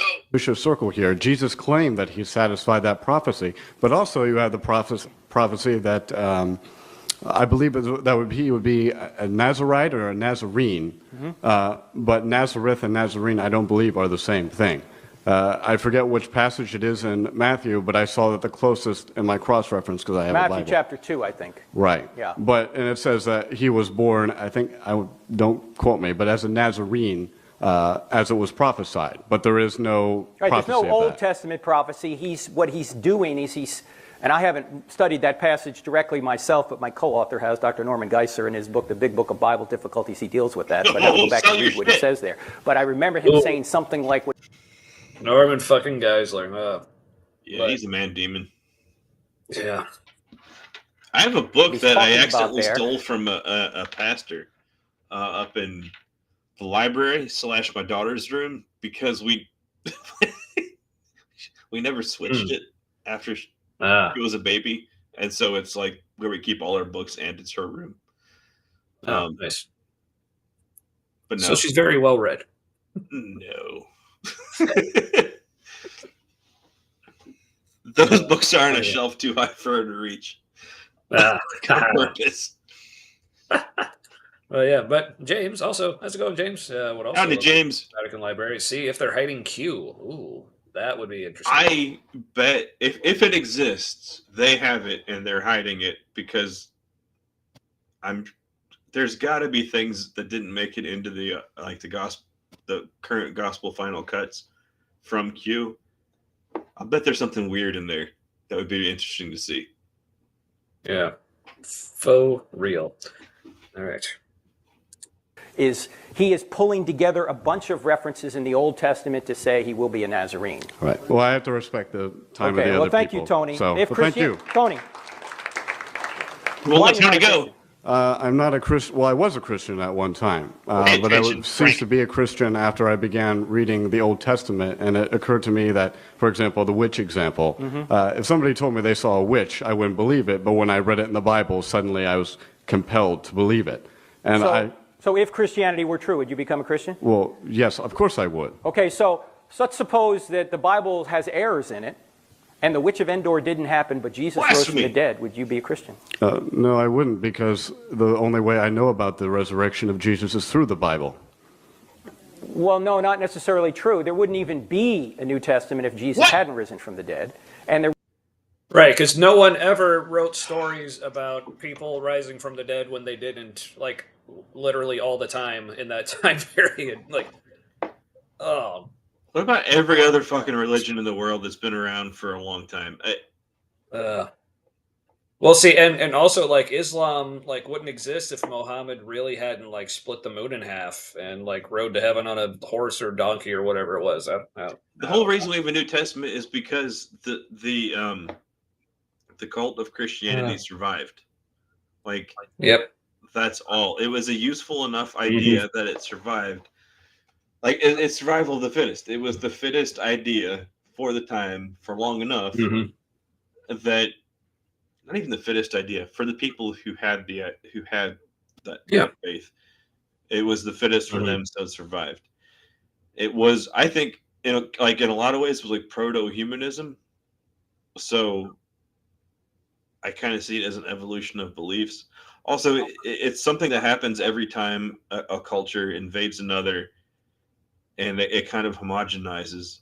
There is often a faith that develops a new faith that is like a combination of the two. Like Mormonism is the only new religion that settling of America spawned. And there's a fucking weird combination of Native American stuff and Christianity. And it's a way to reconcile, like, and like make people feel good about all of the war crimes that happened. Yeah. And it's just something our brains kind of do to reconcile something. And the Mormons were on the frontier before it was a frontier. So it makes sense that like this kind of stuff would develop. It makes sense Christianity would develop from Rome invading Israel or the region of Israel. And you got to homogenize it. Paul saw that. He was a great marketer. He's like, if it's going to spread, it has to do this or it will die. Right. All right, we're about halfway through, but it sounds like they're wrapping up. Does this mean that Glasses Dude is going to be coming back to talk about it? Yeah, let's get to Glasses Dude. Yeah, let's let him talk. There wouldn't even be a church unless the resurrection occurred. Did I misunderstand your question? Did you say if Jesus was not risen, but the Bible wasn't? No. Jesus had risen from the dead, but you can't bring yourself to believe everything in the Old Testament. You can be a Christian and think some things in the Old Testament didn't happen. You well, can he's just be a Christian wrong and do that. I think when you're doing that, you're disagreeing with Jesus, which is never wise. But you can do that. Yes. So just leave that option open if you would. Thanks. All right, thank you. So you can disagree with Jesus and be Christian. That's what I heard. So maybe I'm a Christian because I disagree with Jesus all the day. Yeah, boy, did he catch himself from saying that thinking things in the Old Testament are wrong. Yeah, man. Man, how many Christians are saying that Frank Turek isn't a Christian now? Well, they didn't hear it. They're like, oh, he just stuttered. Because that's what I used to think. Like, but one of my favorite quotes from the great Apologia is like, most Christians agree that most Christians aren't really Christians. True. Yeah. or they're just working too hard, or they're at least not the best kind of Christian. You get into non-denominational, and you just think people aren't the best Christian, I think. All right. So, were you wanting to listen to Glasses talk about this? Or? Let's see what Glasses has to say, and if it's just complete shit, we can skip it. All right. All right, man, I like Tony. I like him. He reminds me of myself, actually, when I was going through my skepticism and times of doubt as a Christian. And, yeah, I mean, a lot of his questions he even brought up were very similar to the... I love how that worked out. Like, right after you went, he's like, no, but yeah. It's like he heard you. He was true. He's like, no, but yeah. He's like, I know that was bullshit. Let me save it. Yeah. So it's like he was just anticipating that reaction from people. That's good. I like it. Same things that I was struggling with. However, I think there's some distinct differences, and I think there's actually some insights to what's really going on with Tony underneath the surface. Because like anything in anybody, there is what we are saying, the outward projection, and then there's stuff underneath the surface. So towards he's gonna read minds right now. That's what's coming next. Right. Because in these cases, it's like, oh, it's usually like when like a non-believer is actually making like good, solid points, then they're like, oh, but it sounds like under the surface, you can tell he's thought about this a lot. That means he's still super interested in it. So he's like this close to coming back. It's like, no, he just knows how to make good arguments against your bullshit. That's all that means. And he needs to come up with a story right now about why he doesn't need to listen to him. So this is more. It's like poisoning the well after the fact, but it's also kind of like finding reasons for his mind to avoid what Tony said. And if he can get people to come along with him by sharing it, then that for some reason justifies him in doing it. Right. But Spooky makes a good point here. Yeah, don't call him Glasses. That's just rude. Use his real name, Old Harry Potter. Or is it the OHP, as his friends call him? That's Harry Potter in AA. It's been rough for a minute. Had too much of the butterbeer. Yeah, it's what it was. He says as if he's actually a Harry Potter fan, which he is not. I just know because I watch the movies with my kids. That's all. So, and I don't know why, but it felt important for me to say I'm not actually a Harry Potter fan. I don't know why. Well, it's the whole avoiding things that are popular thing, probably. Yeah. Well, and also just the autistic. Oh, I can't say it. I can't say a thing that's not completely true, and then not explain why it's not completely true. Otherwise, people might think it's completely true when it's not, and that'll bug the hell out of me. Unless it's what you said is completely ridiculous. But if people don't know you well enough to know it's completely ridiculous, you have to explain it, which then makes you look guilty, and then you feel uncomfortable. So that's where we are now. On we are feeling uncomfortable. All right. At the end of their discussion, they kind of get into the random intricacies of like Bible prophecy, and that's not random. This prophecy didn't come true, and this prophecy, blah blah blah blah. Yeah. Did he just blah blah blah like prophecies not coming true? Like, this is like the prophecies. That's not random stuff. That's Frank was using that as the part of the like main bases for believing that Jesus was God. It's like the prophecies were very central to what Frank was trying to argue. He's like, oh yeah, but again, this is probably because he's realizing, oh yeah, Frank was making bad points and Tony was making good points. So we'll just say that's just random peripheral stuff that doesn't actually matter because Tony was handing Frank his own ass on it. And so that kind of have to. That reminds me of like watching Jubilee, and when you see somebody countering a conservative, like Candace Owens was on there, and the girl who was like responding to her was just doing a fantastic job, and people red flagged her, and I think it's because she got into like details, and so even the not Christian, even like the not conservative people in the crowd were bored with what she was saying. They were like hand waving away what she was saying. There's something about like connecting with the facts and the details that bores people, or in old Harry Potter's case, it's inconvenient or super challenging, and so it has to be for Right. him. Because if it's Right. But yeah, literal hand waving away failed prophecies. Yeah, as if the failed prophecy doesn't make you a false prophet and therefore not to be believed according to the Bible. So also, we don't need to see his hands all the time. And he's doing a lot of this. I mean, when he's talking, and Yep. I don't Mhm. need to see your hands all the time. It's just distracting. Emote with your Yeah. face and your words. Yeah, that's why I keep mine down here. So if anyone's been wondering, what's Tommy doing with his hands? You're right. if I can, Yeah. if I become aware of my hands, I don't know what to do with them all of a sudden. I could be in mid gesture and I'm suddenly uncomfortable. And my son does that too. He walks around like he's not sure. It's like his first day with Mhm. arms when he walks. Oh yeah. And I completely see myself at his age, and I don't like realizing how I looked because I thought I was masking just fine and completely pulling it off. That can be something. Yeah, we usually do, but yes, we love getting into details too. If you haven't noticed, Yeah, I think we're avoiding all right. glasses. Let's get back to him. yeah. And I actually think those aren't as important as Tony was making them out to be. I think the real crux of his problem or his Once again, Jesus failing prophecies is not important. That's the claim. Well, That also, we're making. Frank seemed to think it was friendly territory. He stayed there, so it's All wasn't right, just Tony so who thought it was important. yeah, glasses is moving me on to second drink. Yeah, I here. started. I started already.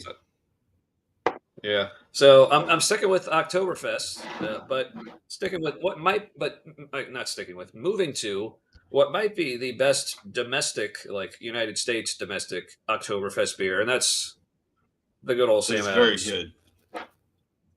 Yeah, it's just, I mean, yeah, I mean, what else can you say They do about a it? multi-lagers really So, well. yeah, they're one of the few craft breweries that really goes in hard on the lagers, but because like there's a lot of craft breweries that don't even do lagers, period. But I mean, of course, like their flagship is the Boston Lager, which It's is a Vienna lager, so it's not the regular Yeah. American kind. yeah, and it's just a good beer. But yeah, I am so on I always appreciate I'm a on good Heyman's Sam. Heyman's of London, True English Old Tom Gin.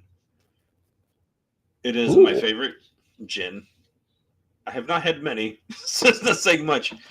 But if you put it with a limoncello LaCroix, it's delicious. Keeps you hydrated. That sounds good. Keeps you drunk.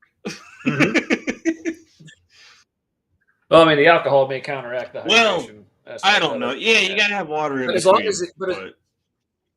but as long as you don't think about that part, it at least helps you tread water. You're putting some in, taking some out with the alcohol.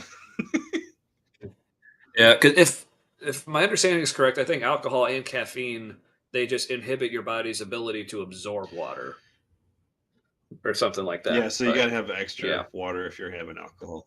Mm-hmm. Yeah, or coffee or other caffeinated things. But yeah, but as you can tell, like I was saying earlier, the difference between Holy cow! the Sierra Nevada, which is probably more like a fest beer type of Oktoberfest, versus like the OG Märzen, like much darker. Yeah. But, Fest beer means party still beer. fucking smooth. It's for having many. A fest beer is for having many. Yes. Yes. But yeah, so damn good. Let's get back to old Harry Potter wishing he had boobs. Yeah. With his current gesture. Not necessarily like his own, but like just having sure. Like Although I just want to have some with his in current my hand. pose, it seems to be just one. But it's a big one, so issue with Christianity really stems from about, the first half of their discussion. This, of course, is when Tony's asking questions about the witches, about giants, and then even when they get into the idea of proof. Oh, so according to Glasses here, the real crux of the conversation is the part of the conversation they never really talked about. Right. Like, the part neither okay. one of the other two guys thought was important enough to stick with. Mm-hmm. But he's like, that's really what they should have talked about. But again, only because that's not the stuff that Tony was destroying Frank on. So yeah, of course. And that's what old Harry Potter probably has material to work with. Fair enough. The thing about proof is, for a person like Tony, and many people, I've seen this happen when Dr. Turek talks to them, the question inevitably comes to, well, okay, what is your standard of proof? And what would it take to prove to you? And I can't tell you how many times I've heard the response comes back as, well, I don't really even know. And I heard one person say, if you don't know, then how do you know that you actually haven't had good enough proof given to you? If you don't have a... Because none of it convinced me. It's like, so it's like if you, so say like I'd never had beer before, but I'm told there's like really good beer out there. But it's like, I've never had it, but people keep just giving me crappy beer. And I'm like, this is awful. It's like, well, if you don't know what, that's like saying, well, if you don't know what good beer tastes like, how do you know that's crappy? Or how do you know you don't like it? It's like, because I drink it and I don't like it. But yes, and also as Fox pointed out, yeah, Dr. Frank Turek. What? Apologetics? It's not theology. Yeah, it's like, yeah, it's something that he doesn't talk like a doctor really of theology matter or anything. A lot of them are atheists. Yeah, but and I may have flubbed the example a little bit, but yeah, this whole because what we mean, at least speaking for myself and like a lot of atheists I've heard, like what we mean by good enough proof is proof that actually convinces us. That isn't just feelings. And we know that we have not, right, and we know that we haven't had proof that convinces us because we have yet to be convinced. That's how we know, dude. It's like, but saying like, well, if you don't know what proof, it's like, if I was like, I mean, so I know not very much like about physics, especially like, high level, like quantum physics, astrophysics, all that stuff, molecular, all whatever. So I know that a lepton is a thing, and that like I've heard the word lepton used. Like I think it's some kind of subatomic particle, but it's like I don't know anything about it. So to say, well, what would convince you that a lepton exists? I'm like, I have no idea. What would convince me that a lepton exists? But that doesn't negate the fact that I may or may not be convinced that they exist. So say I'm just not convinced that they exist, mostly because I just don't even know what it is. I've never heard of a lepton. But am I making sense at all? I started coughing. Oh. And I got stuck on not knowing what a lepton is. Because I follow that stuff, I thought. But mm-hmm. Yeah, it's like there's like leptons and quarks and gluons. All I know is that like the smaller the atomic particle gets, the more metaphoric the scientists get when talking about them, which is just weird. Yeah. But speaking of weird, back to OHP. Standard of proof, or you just are unwilling to be, you don't know what good evidence is. How do you know that you actually haven't had the right evidence presented to you? But fuck off, brown shirt. Again, we know we haven't had the convincing evidence, because he's saying the right evidence, but what we mean is like convincing evidence. Like we know we haven't had it presented to us because we haven't been convinced. It's really no. It's we don't know what good evidence even is. Yeah, or as Jimmy so plainly put it, it's like not knowing what you don't know, Right, but see, I do. If you're religious, you think that is a failing, because if you have strong enough faith, you have certainty.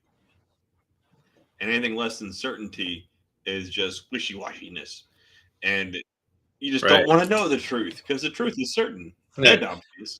Right. Except for when the non-believer asks for certainty, for various things, then I was certainly told, "Oh, you can't expect certainty on things. That's why it takes Right. faith." It's like they can never make up their mind where like the balance is between like having enough proof or just taking it on faith. And Yeah, you got to be certain without certainty. mm-hmm. You got to be certain because Okay, faith. so I need something that's impossible. You have to Sweet. be certain. Cell phone, Yeah. by the way. Yeah, those are rare.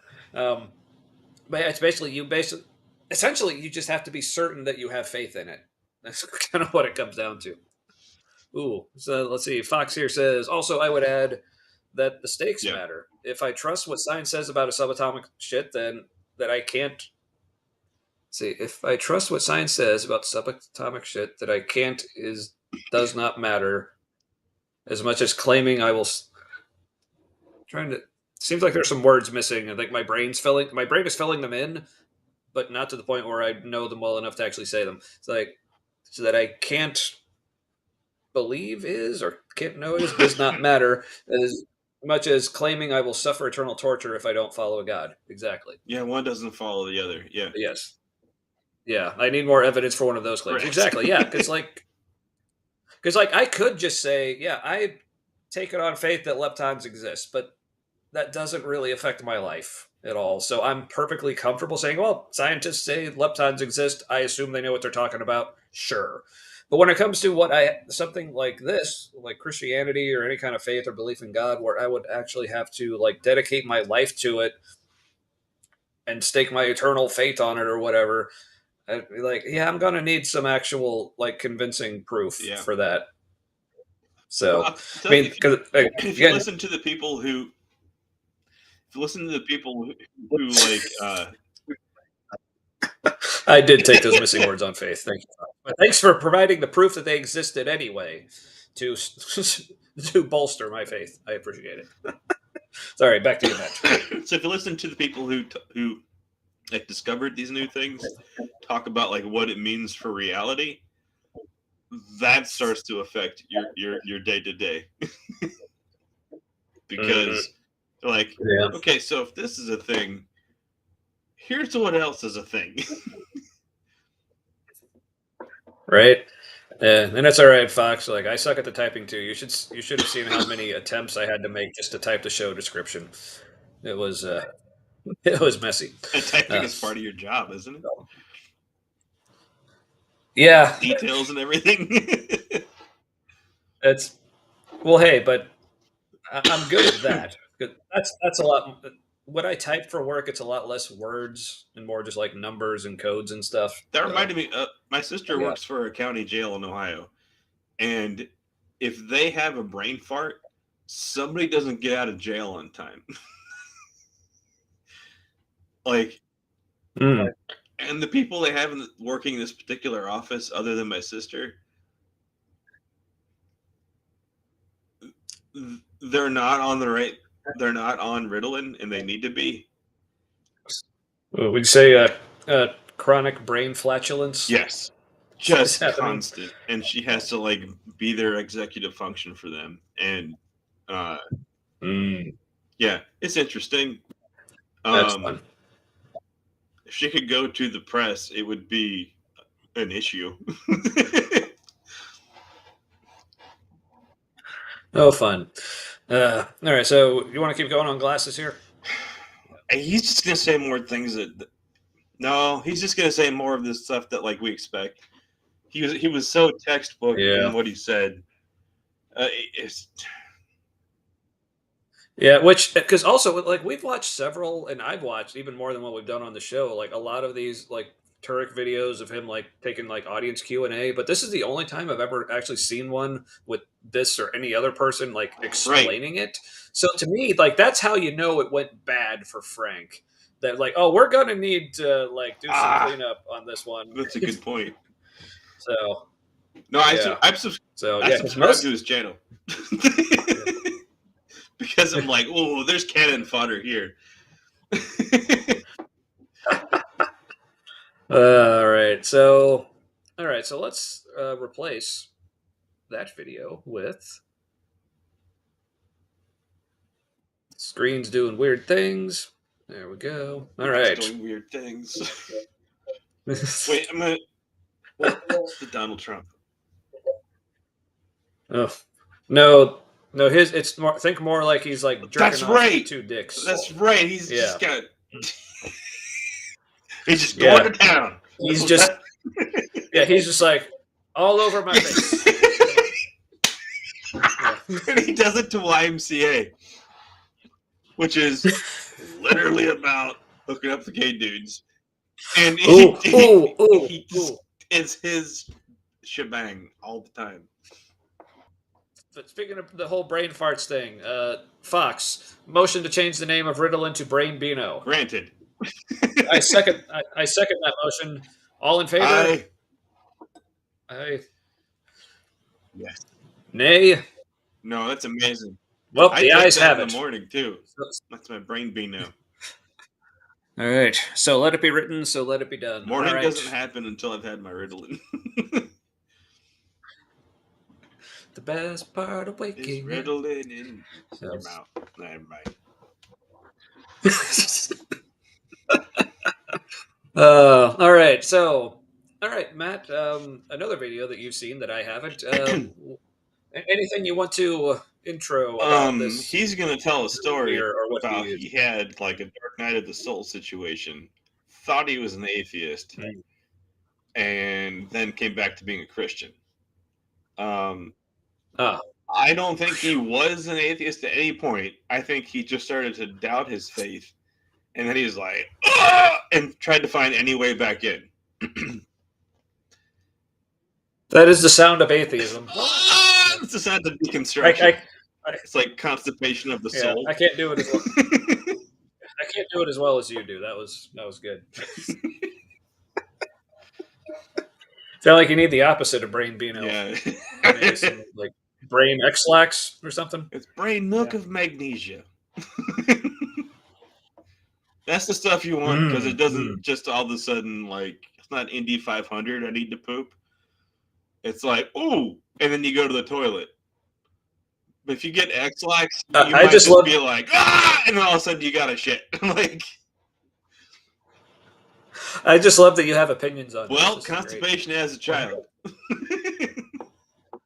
Yep. Oh, I was, but I had what was it? By the way, that's an autistic thing too, or something. For some fucking reason. Yeah, just because, like, sorry if this is TMI, but I mean, if that's a concern of yours, like, what are you doing? Find another here? channel. But it's like, but the process of pooping, like, especially if you have like sensory issues, like that is a lot of sensory experience that, like, if you don't have those issues, you probably just don't think about. Oh, finally, now we're talking about the shit stuff, and our Twitch bot shows He's up. like, all right. Who have you heard about? See, here's a guess, probably a good one from Spooky Bed here. He probably became an atheist just because he wanted to sin. And so everyone, like, drop your guesses in the chat. Like, why do you think he became an atheist, and why do you think he came back? Let's see some guesses out there. See who's right. Let's go. So, all right. So, like I said, so this is the video that I teased earlier. I only saw like the first couple seconds, but I already had a reaction. So, first of all, let's see if I remember what it was. Yes. Okay. Let's go. All right. Hey, everybody. My name's Matt. This is the 10-minute. So, after only seeing, hey, everyone, my name is Matt, my brain just immediately went, well, don't. I don't know why. Also, he started recording while he was still fixing his hat. That's like staged informal in like beginning, I think. But yeah, but sorry, I just amused myself. And he's like, "Hi everyone, my name is Matt." I'm like, "Well, don't." It's like we already have a Matt. We don't need another one. Cut it out. Yeah, my first reaction was, "Oh, we're the same age," because there's a shit ton of Matts born within like the same 3-year period. Oh yeah. It was. There were so many moms who were like, it was "There's not many Matts," and then there was just too many. Yeah, that seemed like a popular, like late Gen X, early millennial, like that area. Yeah. Mm-hmm. Mm-hmm. Ooh. All right. So here's a guess from Anarchic Fox: fell from grace and recovered. No. It's just a flesh wound. No, Oh, better. he came by his deconstruction honestly. Came by his his refound faith less so. Ooh. So, yeah. I potentially have thoughts there, but let's see where this goes. Bible Hour, and I want to do two things in this little video. One, I want to give you a very abbreviated version of the story of my spiritual deconstruction. How I went from being raised in a Christian home and being a Christian as a young person to having my faith fall apart completely in adulthood, and then what happened after that. So I would super appreciate it if you would hang with me at least till the end of that part of the video, because the story has a lot of ups and downs, and where it lands is important to making sense of the whole story in general. Second thing I want to do is just talk about this concept of a testimony in general, the story that people tell about how they came to faith, or more recently, the story that people are telling about how they come away from faith. It's not a lot of prominent anymore people when you don't believe you dipshit. Gosh. Well, it's still a testimony, just saying like this is what happened. Right, I know. Guess. Like I consider myself coming though. Like I consider myself having like an atheist testimony. Right. Like, no, my story. I get you, but I know where he's going with it later. I remember. Okay. Yeah. Spoilers. So here's another guest from Spooky Bed here. Lost his girlfriend, found a new girlfriend. Be cooler if he did.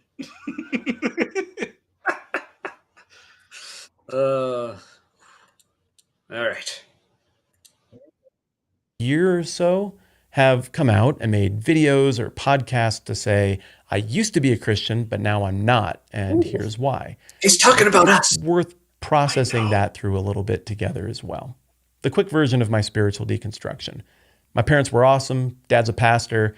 Mom and dad raised me around theology, philosophy, history, art. We did thought for fun growing up. We talked about books and movies and music and story, and I loved it. It was a blast to process all of this through, and in that context, the basics of the Christian gospel made sense, and I signed up for that both as a young kid. Oh, there's Kip.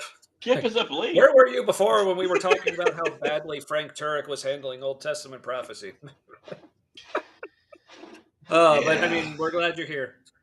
And then all of a sudden he did do a good job when it served him. Yeah, well, a good job. Yeah, it did better at it anyway. But yeah, 10-minute apologist. I've actually never seen it before. Kip apparently has a bit of a soft spot. I was kind of getting that impression. Like if this was just like any other kind of topic, like just listening to him talk, I was like, oh, this seems like an all right guy. Yeah. See, it falls into the category in my mind of he knows not what he does.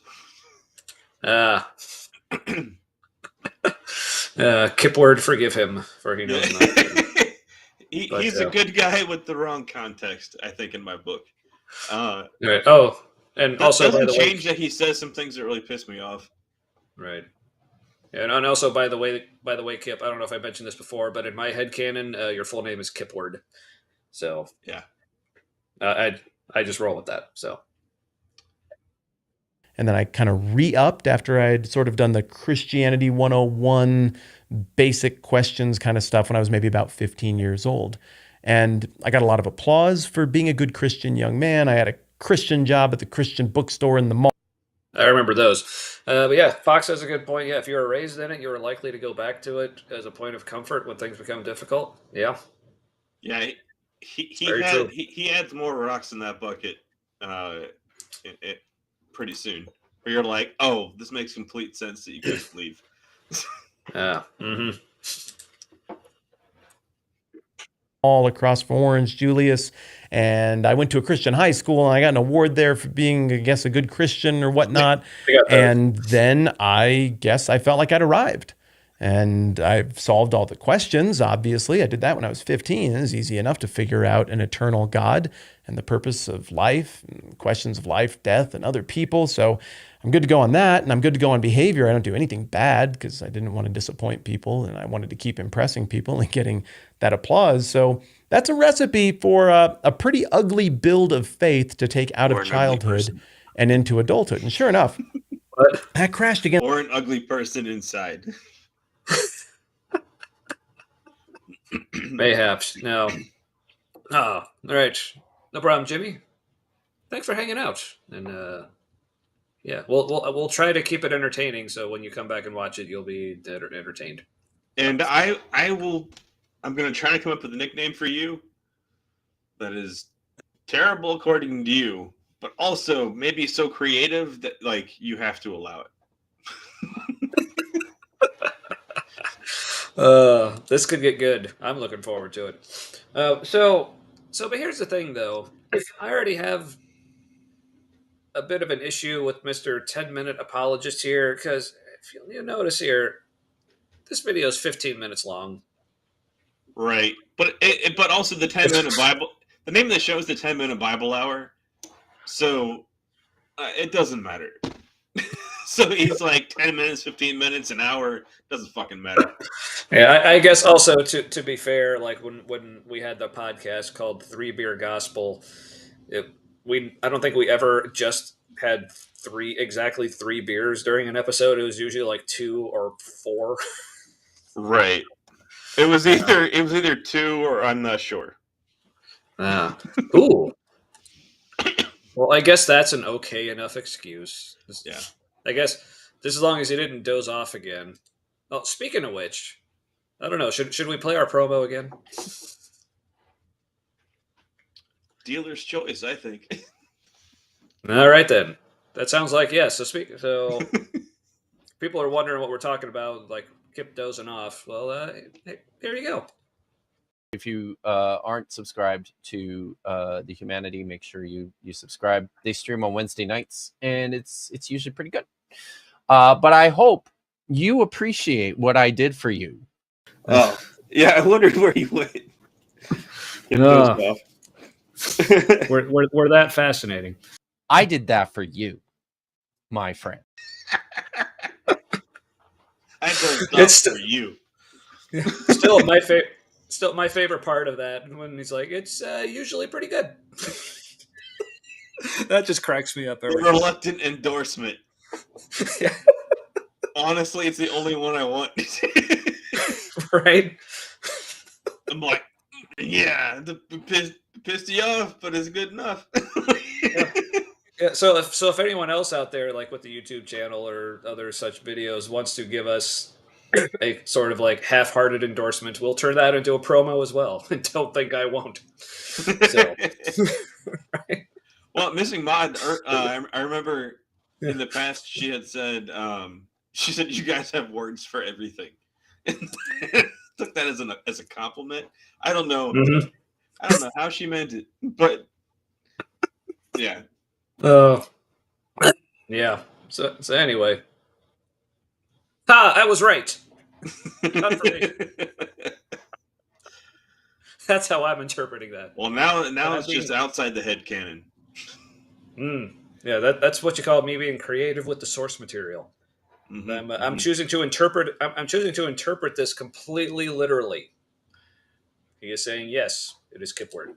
So, and then we had like an annotated version where it was like Kipward, Davis and Steinberg. Yeah, but see, Davidson Bergenstein. But yeah, but I can take this literally because like Kipward is a like biblical scholar, so he knows what he's talking about. So therefore, I can take him literally on everything.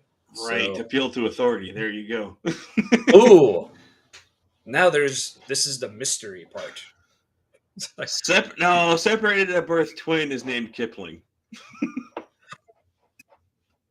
Because if I had twins, they would have been Kipward and Kipling. That's because I mean, what else are you gonna name call twins? them Lang or Word for short? Like you do, yeah. And Hey, good thing neither. like during that time period where somebody would do that, like they would joke that Ling is their Chinese child and like Ward is their British child. You know, They would. Yeah, I do. But Kippodophilus. Oh, see, that's the Greek translation. All right, so now we're into fuck. What's the name of that show with the Canadian actress? Damn it! One of you fucks in the chat has to know. I'm sure there's a lot of shows with Canadian actresses, but you may have to be a little. No, okay, they were all clones of each other, and each clone had a different personality, and it was all played by the same actress. And she was Canadian, and she's amazing, and she should have gotten a shit ton of awards for that show. Anyway, Kip has clones, and like they were seeded across the planet. One of them is Kippodophilus, and he's the Greek agent. Oh, so Kip has clones, and they're all Canadian actresses. Got it. All right. That's even better. That's what I gleaned from this. Well, he is Canadian, so that makes sense. So now it's a little less funny, but Anarchic Fox might be Canadian too. Ooh, are you a Canadian fox? Then I guess I should be saying do a barrel roll, eh? Should I salute our Northern Command? We're big in Canada. Apparently. Agents of the North. Oh, and Anita's back.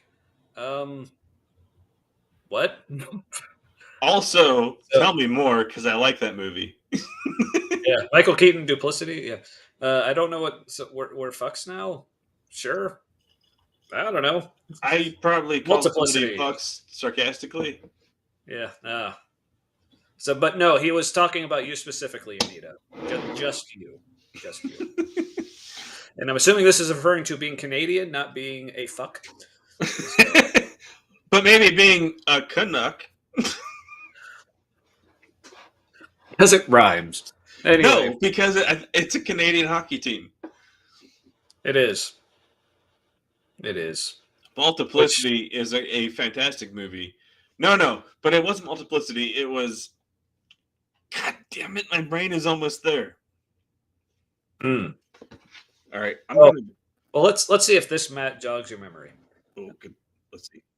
Against the rocks, and the wheels did fall off. I mean, it's a terrible way to approach life. I mean, you miss out on learning and growth because you already know everything. You're both.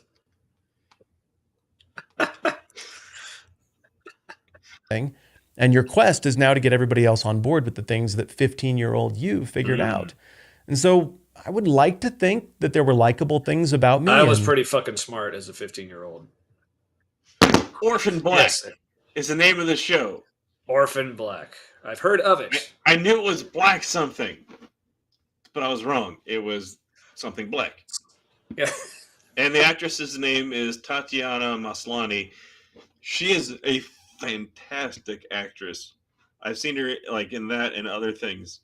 Fantastic. But she's Canadian, so she's low key. And but no, she needs to be in a lot more shit. See, I'm assuming I forget how that's pronounced. Cafe, I don't know. Maybe diphthong it. Maybe cafe. Ooh, yeah. Yeah, I gotta dip that thong. But no, don't. Nope. Is that why North Carolina doesn't do it? Because they're like the northernmost Bible Belt. Yeah, they do not dip their thongs. Yeah. No, Orphan Black is good. Very good. If you like science fiction shows that feel like a sci-fi short story, that's one of them. Neat. Speaking of neat. I certainly had friends, patient friends, but I would also have to admit that there were some things about that build of my faith that really were very problematic. Went through a difficult time. He called it a build. Church. The video game nerd in me appreciated that. No, like I do. I was on board with him during this part. I was wondering where he was going, but I'm like, I get you. I get you. Also, put a bigger crease in your hat. Right? Or like wear your hat or don't. It just. So Keifi, that's right. It's from a video game. Is that, if I'm correct, Legend of Zelda Majora's Mask, which is one of the coolest video games ever. So that's why it looks familiar to my eyes because I haven't played that game. Yeah. Yes, and specifically from possibly one of the greatest side quests in any video game ever. Which one? Which one? Yes, Majora's Mask. The Anju and Kafai side quest. It's like it's a side quest that like takes place across all 3 days, like multiple locations. You actually play as Kafai. Okay, yeah, I didn't get past the moon crashing into the planet. No. And it pissed me off, and I was like, fuck you, game, and I stopped playing it. Well, to be fair, I played with a guide, but it was still tons of fun, even though I knew exactly what to do. But yeah, it was just, it was a good time. Anyway, so his build. Setting, I used to kind of think this was everybody else's fault. Eventually, I came to see that I had a part in what went wrong there. And with no blame toward anybody, the whole thing just broke. The Bible didn't make sense anymore. The Christianity 101 answers that I had kept with me since I was 15 could no longer bear the weight of the questions I couldn't help but ask now. I'd heard new perspectives and ideas, and there's only so much you can block that stuff out. And then you endure a work crisis, relational crises. And, well, I was, I guess, about 29. Here I am finding myself with a moving van, driving away from my old job at this church where stuff got weird, and my beautiful young wife and my beautiful daughter, who's only a few weeks old, my first kid, is back there in the car seat, and here I am in a U-Haul, and we're driving to nowhere. We have no plan. We have no job. I'm not going to go work at another church. I'm just lost. I started crying, like ugly crying, partly because I felt like this is the time. Yeah, sorry, we're not laughing at the ugly crying. Like, no, calling Matt a poser. or did she doze off? Is she our new kid? Did she sleep in a separate room than watching? We got like Matt. Are we gonna have to cut a promo on you? Like, you guys still cool? No, because we would have had to be cool to begin with. So, joke's on you. So I sympathize with everything that Plank Brim Hat Man is saying right now. Except the hat. Right, I was like, yeah, I get that. Like, shit falls apart, and you're like, what even is everything? And yeah. Oh, here, a pick-me, not a poser. That makes sense. As in, that's a phrase I've heard my teenage children use, and from context clues, that sounds about right. So. All right, that put into my brain. How many women on Fox News are pick-me Sharons? Or pick-me Karens? Pick-me Karens, not Sharons. Pick-me Karens. Flubbed it on the delivery. But hey, it's still landed. Hey, Missing Mod, stop being sexist. Come on. Right. Won't tolerate it. I mean, do you want us to double down on your sexism? Because it, like, I could be like, I know, right? And then that'd probably be offensive. I mean, I can be dramatic, man, when I want to be, or when I don't realize I am because I'm autistic. Yeah. Dudes are often dramatic in another way, where we're just like, I want to punch things and solve shit. Like, this is a good point. Like, so you can't wear a hat with that flat a brim and not have me think you're a flat earther. And I would add, or Fred Durst. Is anyone else getting like huge like Fred Durst energy from this guy? Now that you say it, yes. Yeah. This is Bible study Fred Durst. He did it all for the bookie. Yeah, this is Wednesday nights Fred Durst. Dude, we're on Wednesday nights. This is our small group. No!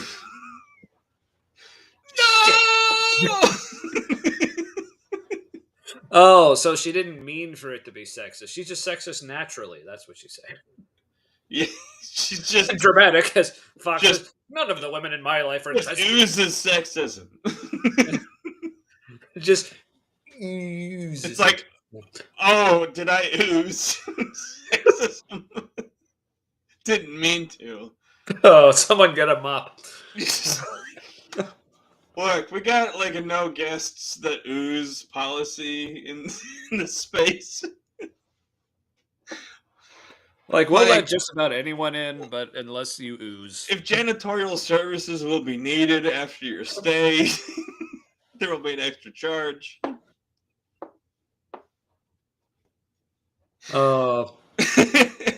Well, see, this means I can be mean to her now. That means I got a couple hours to like cram it all in. So, Oh, I was gonna ask how old will you be, but I realized it's just like, all right, how old won't you be? yeah, just no. You don't need to tell us how old you will be. Just tell us how old you are right now.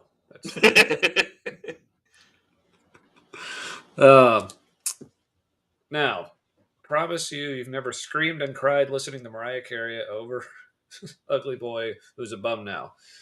I have done that to Zayo, though. Not over a boy, but girl. But I have. It's my brain went. This is where my brain went. Put it back up for a second. My brain was like, I promise you, you've never screamed and cried listening. Oh, I thought you said she's never screamed and cried listening to Mariah Carey because it's misspelled. My brain was like, what did she carry? Well, she carried it over an Ugly Boy Who's a Bum Now. yeah, I think that's the wrong kind of carry. Yeah. There, but no, I know what you meant. And also, if I like Suki, and I mean, if Spooky. Spooky's all right with that, but okay, but so apparently she is 40, but turning 39. So I don't know how that works. Well, that's what happens when you turn 40. I'm choosing to believe that that's the order you meant those numbers in. So Right. Like, Like when you turn 40, you start telling yourself how much you look like 30-something.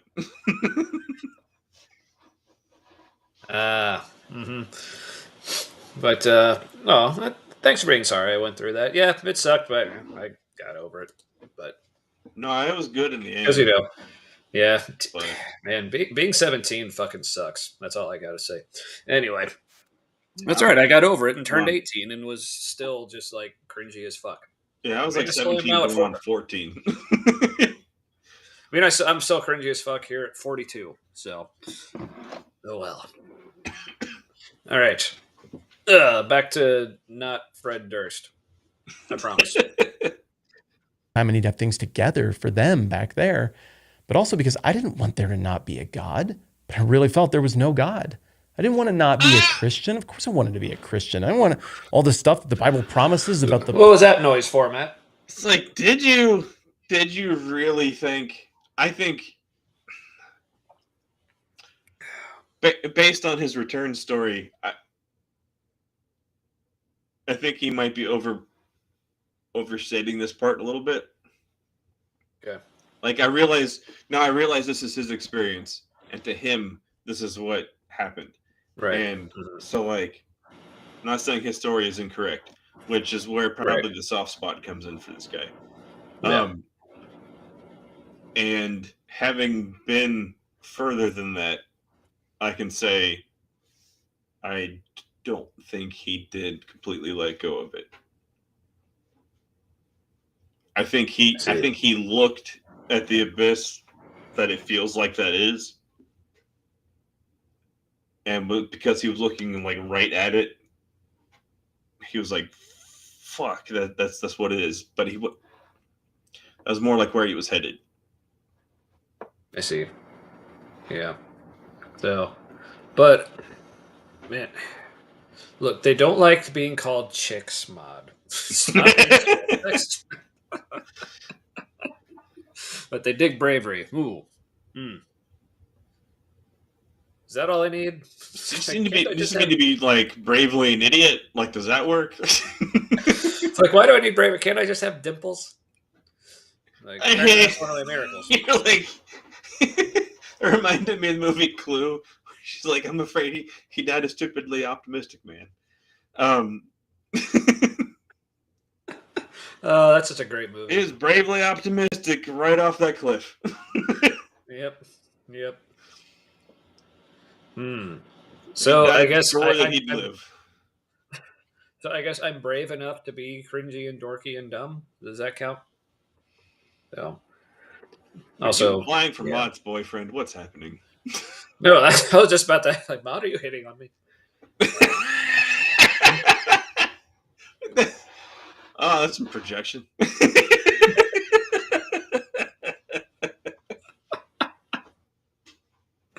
No, I don't mean that seriously. Yeah. It just lined up in such a way that like that was a funny thing in my head to say next. It was. You were correct. So, but yes, but back to this guy. Sounds like a very brief moment of doubt. I guess we'll find out. Womp. So, womp womp. Point of existence and where all of this is headed to be fake. I wanted that to be real. But for all the things that I would critique myself over, one thing that I can maybe say that I got right in all this time was honesty. I didn't lie to myself about faith. I've tried to make that a habit since that point. I don't think it's a good thing to lie to yourself about. And that meant that in that moment, I didn't have a faith anymore. And this little four-wheeled metaphorical vehicle, this build that my faith had been that I'd had around since 15, everything was taken apart. Not just the wheels falling off, the panels are off, everything's off. Oh, so the build wasn't a video game reference; it was an automobile reference. So, well, I'm disappointed now. I don't know. That's still kind of like he plays like four-wheel games kind of thing.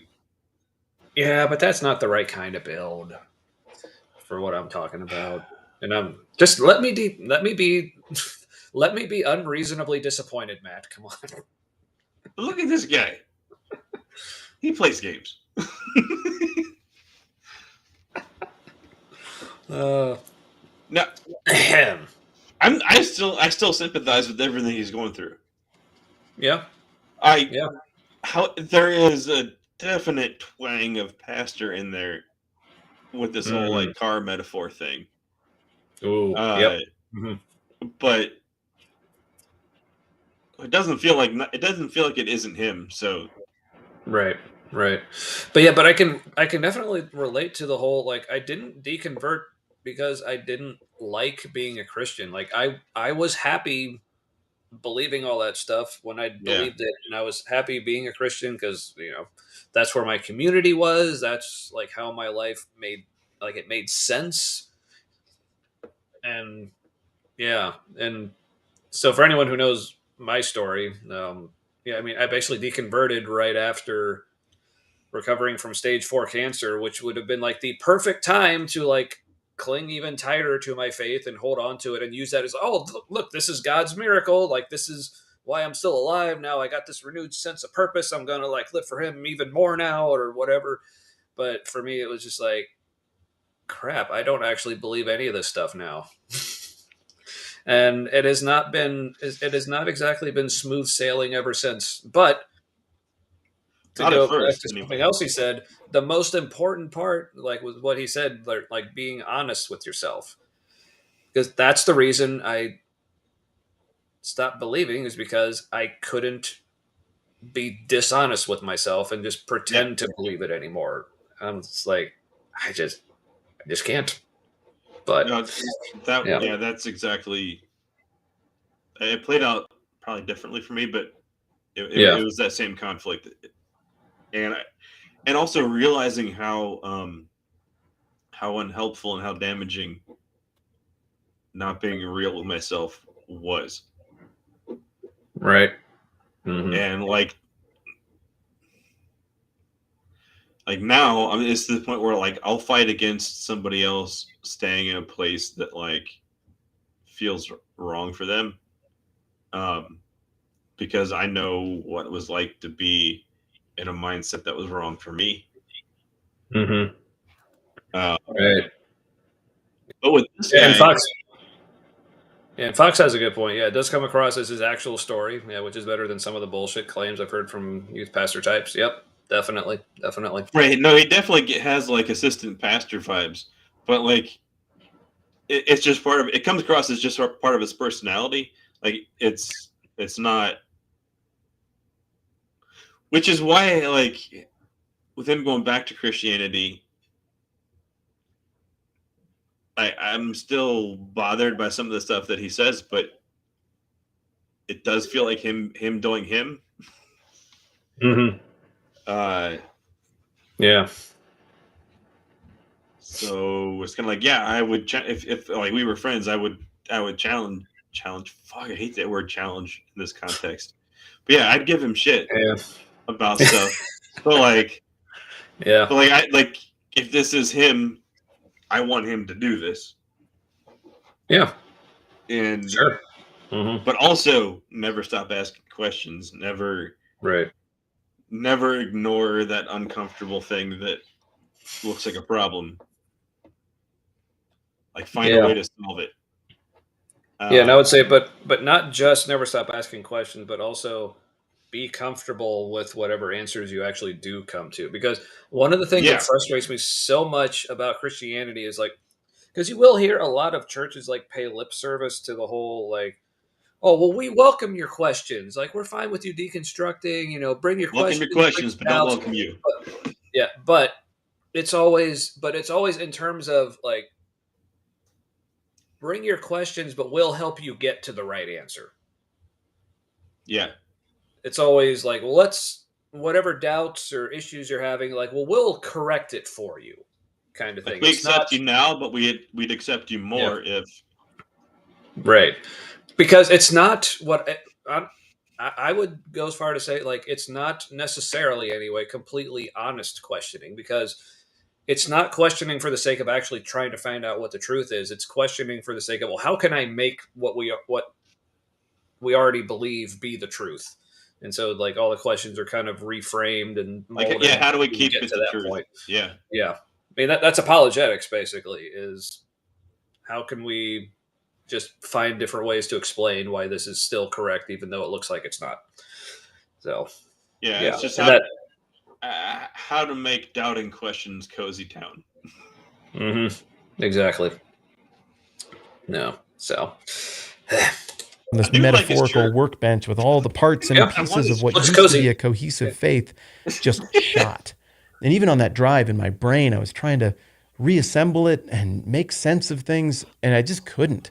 And I kept coming to the conclusion, it's fake, and this hurts. What just happened there with you? I had a connection problem, and he was freezing a little bit. And every time he was moving, I was trying to match his freeze frame. And then I realized you're probably not seeing a freeze frame, and I just look like I'm having a special moment just for me. So you were. Yeah, I wasn't seeing anything, but yeah. The audience may have been seeing some freezing, but because I'm playing this locally, so I might not have noticed any freezing that was going out over the interwebs. But yeah. Deeply. For the next, I don't even know how long, period of weeks and months, whatever, I processed this out more. And I guess I got to a place where I thought I've got a lot in this. It would be worth my time to at least try to read the Bible again. Maybe it'll look different with all the parts taken apart. This sounds like a sunk cost fallacy. Yes, that's what, like, he's bumped up against sunk cost fallacy, which is the human's brain's version of good logic that isn't. Right. Also known as the gambler's fallacy. Yeah. So he thinks he's being responsible. I hear that, and it's also not in the way he thinks. Yeah. But yeah, this sounds like, well, I already put, like you just said, I already put so much into this, so whether he would word it this way or not, it's coming across as he has a bias already towards this being true. Correct. Yeah. Okay, so Mod says, okay, it was freezing a little bit. So yeah, so I guess on my end, because like I said, I'm playing it here on my computer, so I probably wasn't noticing. But so you were sharing, so Matt was sharing his special moment with everyone. So that was the sunk. That's good. sunk cost fallacy. What did you say right after that? It's also called a gambler's fallacy. Oh, confirmation bias. Like this is Oh, where yeah. he starts. I'm remembering this is where he starts to swing into like heavily into confirmation bias and doesn't see it, and because it's after the fact, and I'm not his friend. Like, okay, Yeah. you're where you are. You're where you are now. But like at the time, I would have said, Just like that. Yeah. maybe not, maybe not. Have you thought maybe not? Right. You make a good point. Maybe not. So, yeah, always consider, but maybe not. laying here on the table, and then maybe I'll understand things I didn't understand before. Maybe I just need to do that and owe it to Christianity or myself before Yourself. You don't owe shit know to Christianity. Yeah, you don't know anything. Yeah, you don't know Christianity a goddamn thing. Because guarantee you, what you think is of as Christianity, most of the other rest of the Christians don't think that's Christianity. So Right. you are forgiven, my son. Yeah, just blanket plenary indulgence or whatever the thing was. Yeah. Ugh. This is like the frustrating thing, like knowing he was so close. But also realizing But- this is his story arc. Like, you know, like, oh, this is how they go. This is how this goes for him. Like it's yeah, like this is his real life. And you're like, oh no, it makes complete sense that it went this way, and how it's going this way now, and where it's going to go next. Yeah, first of all, so Kip makes a good point here. First of all, the fact that you even have to ask is like, wait, is this the atheist part? It's like because it's not so completely clear, but yeah, in quotes. And Fox says atheist, and yes, that's perfect. Correct. Like, so he had his first significant dark night of the soul, basically, in his context, and stared into the abyss that is God, and had a reverse come to Jesus moment, and then went shit, and like the rest of his context took over after that. That's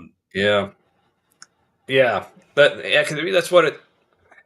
Yeah, that's what it sounds like. It's almost like, or I guess the picture I was getting was like staring into the abyss, but then getting some hardcore pareidolia into that abyss, oh, that cloud looks like Jesus kind of thing. No, that's exactly because there hadn't been enough.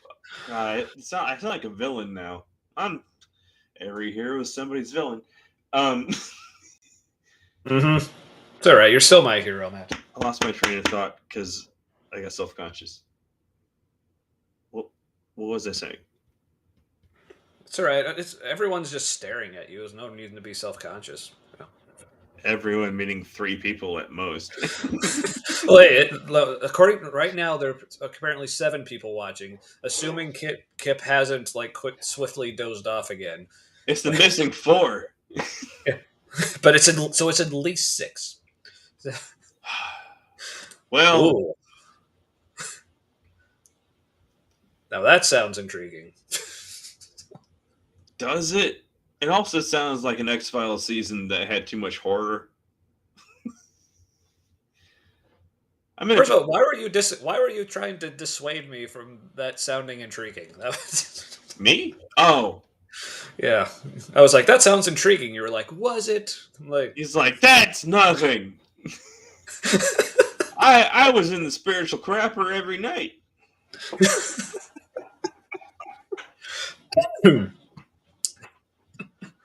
Well, all right. No, it only counts when you're seeing triples because that means Trinity. So that means you need to add some THC. See, you're not a real Christian if you're only seeing in doubles. Right. You need that anointing oil that also has the regional marijuana. Right. Yeah. Yeah. You need some on the altars and shit. Yeah, with the oil, you need not just the CBD oil, though that's still good for you. Get Full some, spectrum with yeah. THC. Yeah, get some good RSO in you there. No, man, that Rick Simpson oil. Ooh, that's a chemotherapy alternative. that's Happy Town of chemotherapy. Sorry, I missed out on that. But It's good for you. Yeah. But also you will feel like you want to be dead. Yeah, see, I had the Dark Night of the Soul version of chemotherapy. So, Yeah, but yeah, scrapper. that should go in everyone's lexicon. Like probably porta potty to be specific. Yeah. Yeah, get that in there right now. Right, when you're huffing your own farts. Yes, that is spiritual. Like,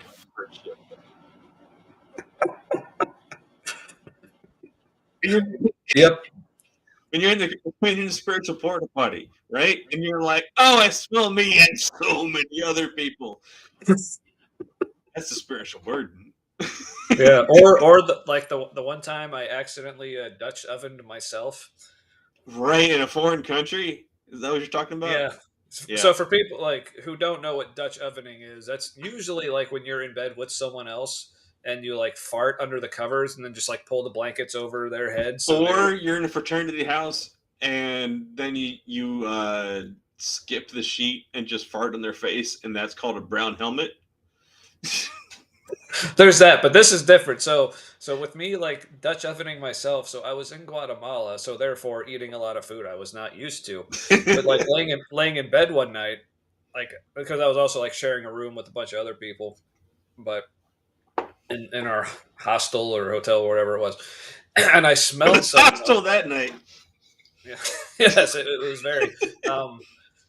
But so I smelled like some gaseous emission, and I was like, "Oh man, someone in here is farting really bad tonight." So I like pulled the covers over my head so I didn't smell it. And I was like, "Oh, that was me." It's like I didn't even recognize it. But yeah, it was. Wait, hold on. Look at this. Like it is not God in the porta potty. Yes. All right. If you've been at you just haven't. If you haven't been at a massive like men's only like church retreat where there's like 1,200 guys there and not enough porta potties, the last morning of like the 2.5 day retreat, you look down into that seat and you're like, that is not God. It is not. That is brimming. It's like, depending on your load, I need a stick to knock down this volcano of toilet paper and shit. That's the Porta Gotti. Okay, Man, do you know how many people at that man camp had Porta Gotti moments?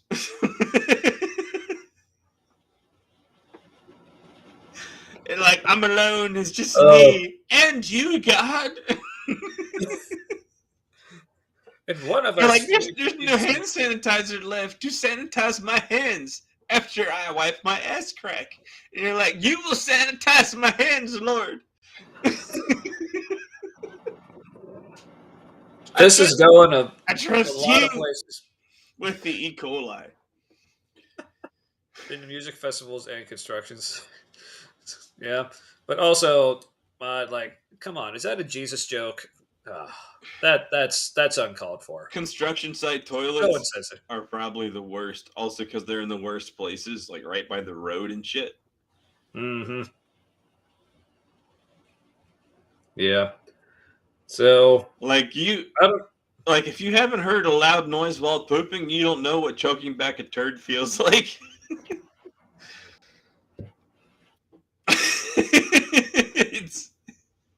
All right, so I have no idea how to transition back to the video from here, so we're just gonna mission accomplished.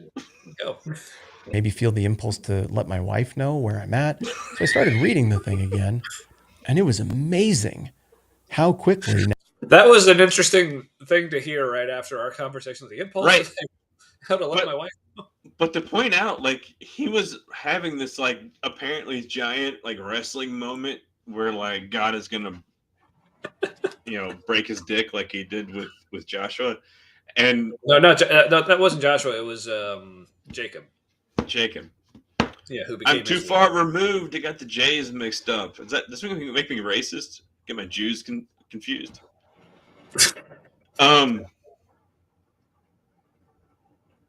I don't know what I was saying. That was too amusing in my own brain. This show is never getting monetized. Only in the best of ways. If we ever get monetized, that's because we have supporters, and I salute you into the future. Let's speak that. Speaking of which, like, I don't know, like, because someone asked me recently if people are able to super chat us.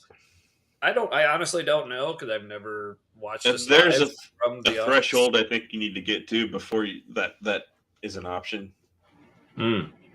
So, I guess tell your friends.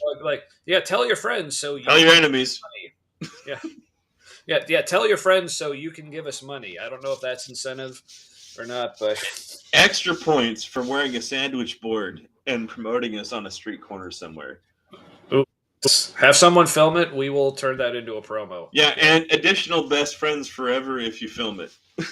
Yes, absolutely. Even you, Mod. I mean, so. What needs to happen to make that a reality in Mod's future? I'll have to get over 500 subs. All right, so tell a lot of your friends. I guess you're also going to have to tell your enemies. But so 500 subs. We're gonna have to try, Tommy. So we'll take the spite subscriptions. So we're currently at 60 subs, but for a day we had 61. I don't know what happened, but somebody's a cock tease. Ooh, 500 subs and 4,000 hours of view time. Oh, see. So we're already helping ourselves out by having like the super long episode lengths. So what I'm hearing, right, is that we have we're at the beginning of the slave to the man cycle. We have to aspire to be an actual slave. I'm sorry, I was gonna say Google, Alphabet Incorporated or some shit. YouTube is a Google thing, so yeah. But all right. Well, speaking of changing the subject, now that those presuppositions were taken apart, it was amazing how quickly this thing came back together. What? Very quickly, I could tell. Oh, I had a false assumption here. My false assumption was that I'm the main character of the document. I want a face split on his behalf. Just. Okay, but real quick, the slingshot effect what did not raise your suspicion at all, my dude. Yeah, but real quick, like what Mod says, people sub and unsub all the time, but I don't even look at my subs if I can help it. But here's the thing, I'm autistic, so if you give me stats, I'm going to look at them and follow them. One might say religiously. So. Well, that's how we know what's real, right? I am ashamed of my former self as a conservative who was like, but vibes though, and accusing everyone else of having too many feelings and basing their opinion on feelings. And now I'm like, tell me the numbers so I know what's real. Yeah, please. Yeah. But I want to back him up a little bit to kind of get a little. Yeah, let's hear confusing hat Matt again. Yeah. Amazing how quickly this thing came back together. Me or myself. Before I maybe feel the impulse to let my wife know where I'm at. So I started reading again. Tell her! And it was amazing. God! The impulse to let your wife... Why doesn't she know already? God, he's. Oh. Well, I mean that depending on his situation, that can be a tougher conversation for some than others. But yeah, You poor but if protected fuck. if it is a tough conversation to have, then that might say there's some other issues you're having. If that's not Right. something you can just My point is like that's a big deal. Why is it just part of the story? He's like, oh, God's not even real. I don't even know it's real. I don't know if I'm real. Oh, I feel like I'm oozing in all directions. He's like, should I let my wife know? Why can't she tell? yeah. Why can't she be like, what the fuck is wrong with you? You seem like you lost your shit. All of it. You lost all your shit. Like, It just oozing out everywhere. Yeah. I don't know if I see it, but hey, I've been known to miss things before. So. okay, well, the confusing thing is that there are other modes of being where you have that kind of look in your eyes, and it's like narcissism, sociopathy, and psychopathy. He does appear to be a born pastor, so there's a good chance he falls into one of those categories. But I don't think you're wrong, Missing Mod. He does kind of have dead eyes. Kind of. Thanks for specifying. I did take opioids recently, and I get the appeal. Yeah. Could have been crying. Yeah. It's the redness. Yeah. But Fox here, that makes what I'm assuming is a good point. I just started reading it. It was like, oh, cool. Yeah, communication is a huge factor in my relationship lasting as long as it has. The idea of not communicating something that important is wild to me. Yeah. Right. That's healthy. Like, so, good for you. And having it not be communicated, like, against your will. Like, if you have a good relationship with someone, and I mean good, like barely good, like both of you are like interested in it working. Like, yeah, that helps. Your partner picks up on shit, and I feel bad for him that his wife didn't already know, or at least from his perception didn't already know. Like, yeah, that's also bad. Like, he didn't pick up on her picking up on it. Like, now, and I admit, like, we're definitely getting an abbreviated version of his story. Like, right.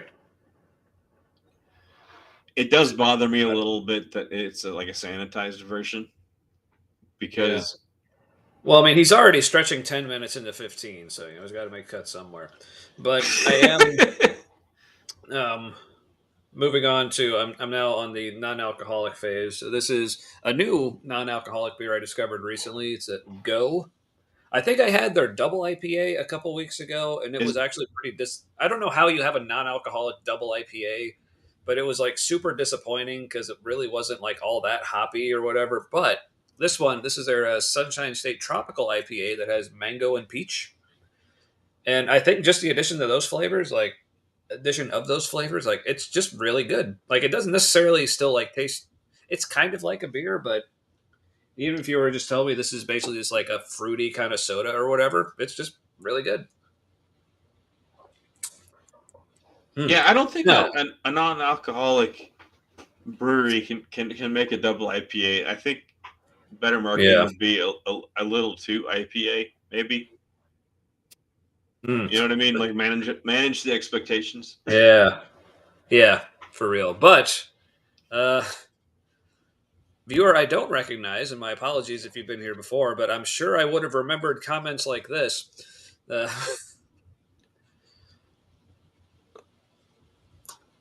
Don't know where that came from, but I'm intrigued. Also, peppercorn, bang bong, never leave us. Yes. I like how you have a first and last name, but is also a third name, and they do not relate to each other at all. I like that. So yeah, thank you. If you're not a bot, even if you are a bot, hang around. Yeah, we like these kind of bots. Yeah, I like your I need a therapist style. It matches ours. So Speaking Anyway. of therapists needed, let's get back to How quickly, now that those presuppositions were taken apart, it was amazing how quickly this thing came back together. Very quickly, I could tell, oh, well, I had a false assumption here. My false assumption was that I'm the main character of the document, that humans are the point, but we're not. God is clearly the main character of the document. Whoa. just That now. changes everything. Just now that changes everything. Come on, man. Do you know how many like seasonal small group focused studies I had on this shit that was a fucking bring me back to Jesus revelation for you? God Oh, damn it.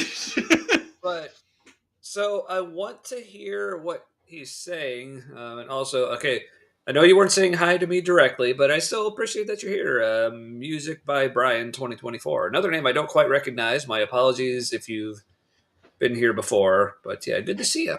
I don't think they've been here before, but welcome. Yeah, he apparently at least knows mod, so Leave your shoes at the door. yeah.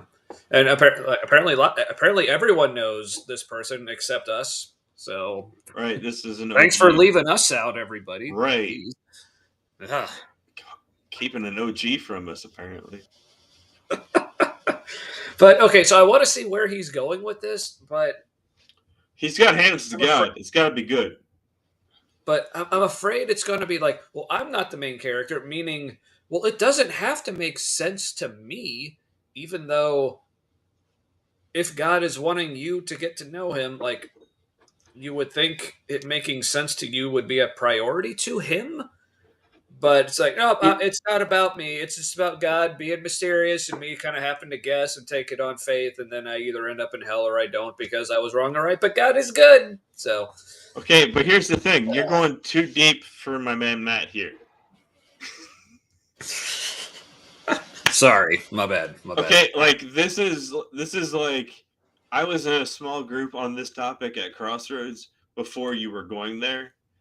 And this is such old hat to me. And like once you hear where he's going with it, you're gonna be like, oh my god, the thing I learned at church you didn't learn in all of the shit. Like, yeah. Okay. All right. Well, let's back him up just a little bit more so I can get some of that. Feels. I see. I'm digging it. That humans are the point, but we're not. God is clearly the main character of the document. Whoa. That changes everything. Does it? It's not like that just clicked. I gotta run everything through this new set of lenses, this new matrix. How does that work? And then I read a little more and I'm like, you know what? The plot of the Bible then can't be the improvement of people's behavior and the increased accuracy of people's thinking about God. It just now occurred to him. He hasn't gotten to it yet, I don't think.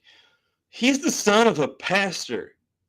And this fucking shit didn't occur to him after being immersed in art and philosophy and all that shit I completely bought him on about his upbringing, which was probably real. But how the fuck did that occur to him sooner?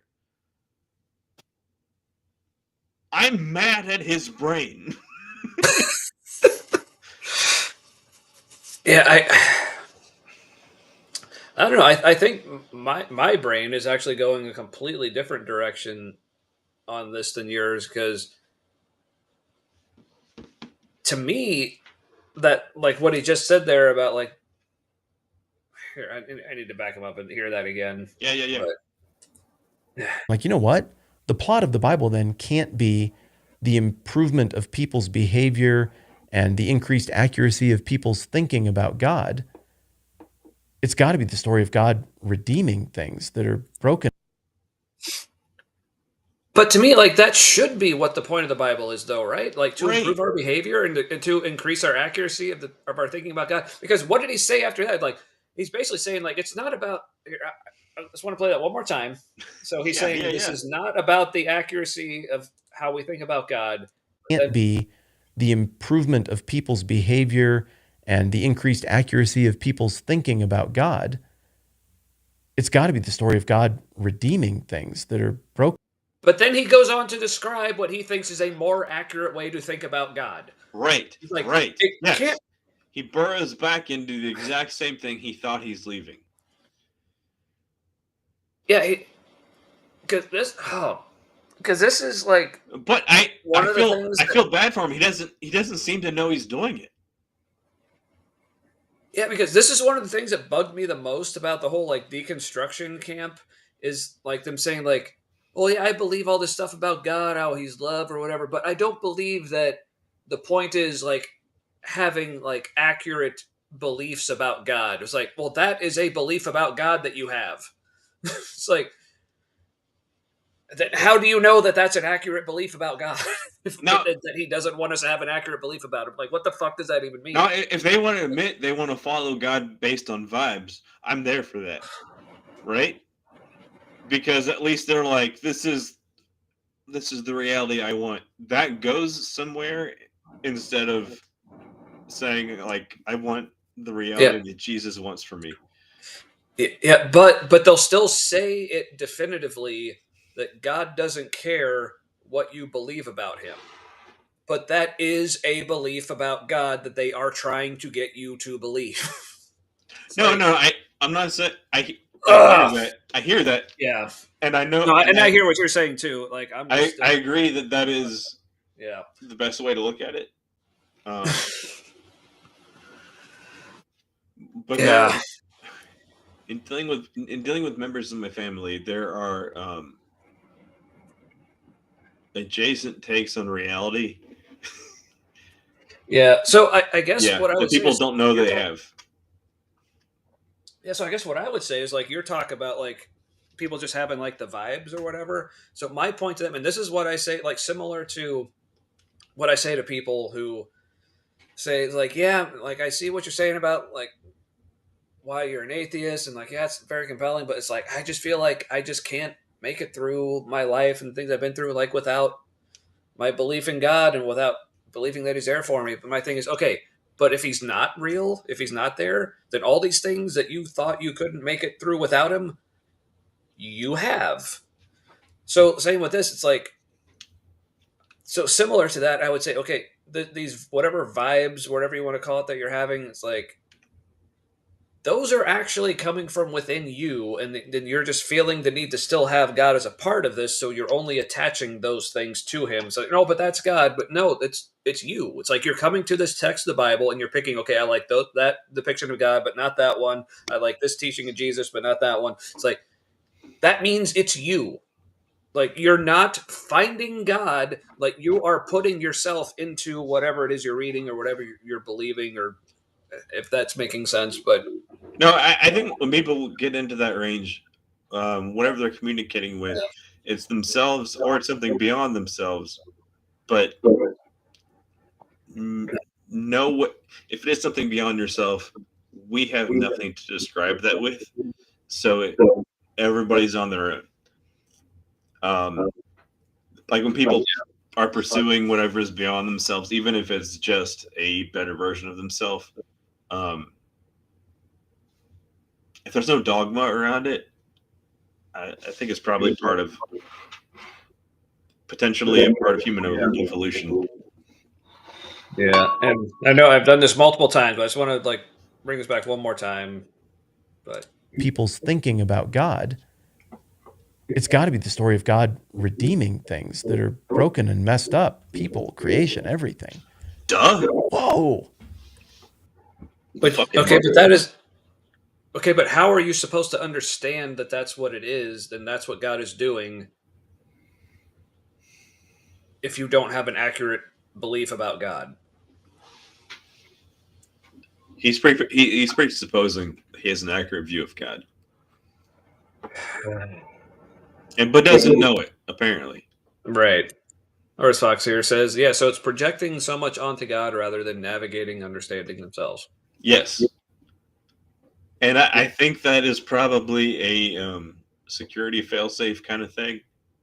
Like if someone's not currently equipped to navigate understanding themselves, then this is a halfway house to understanding themselves.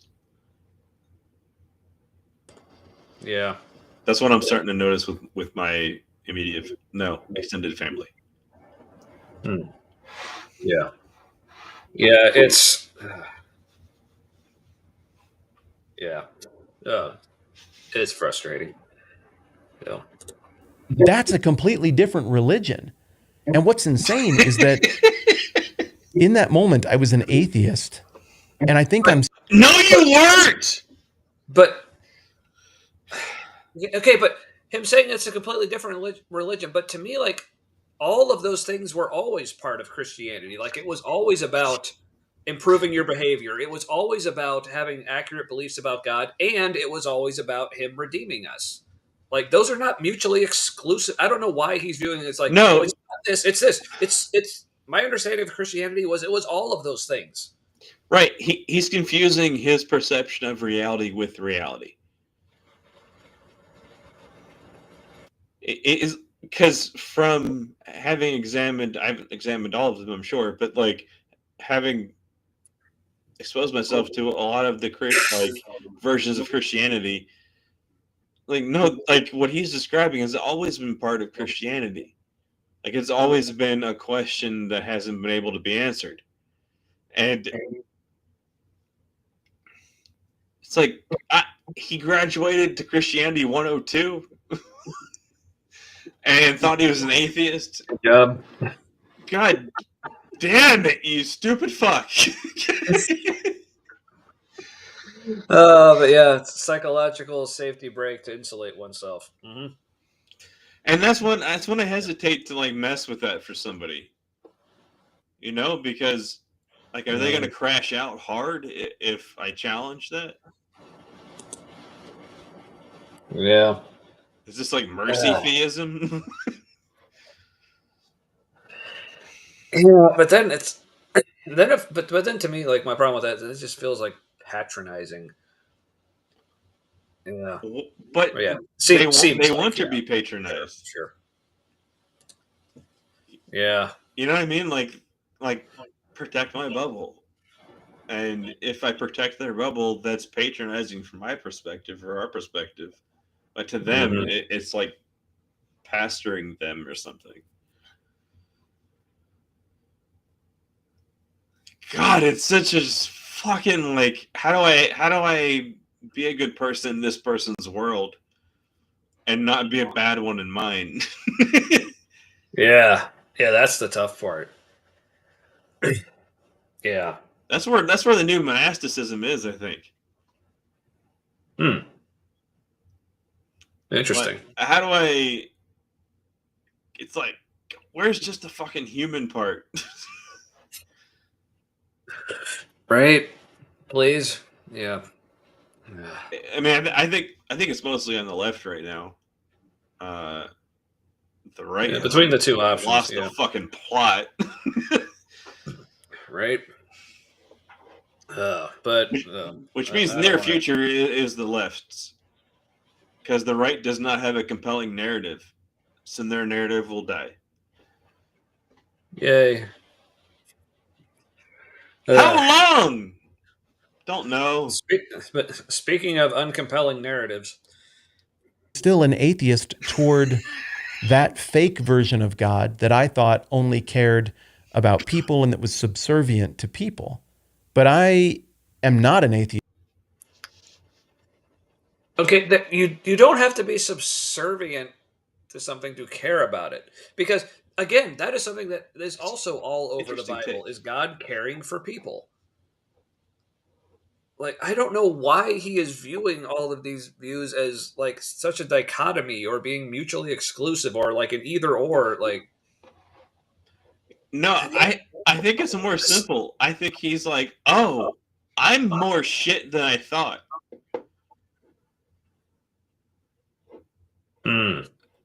That sucks.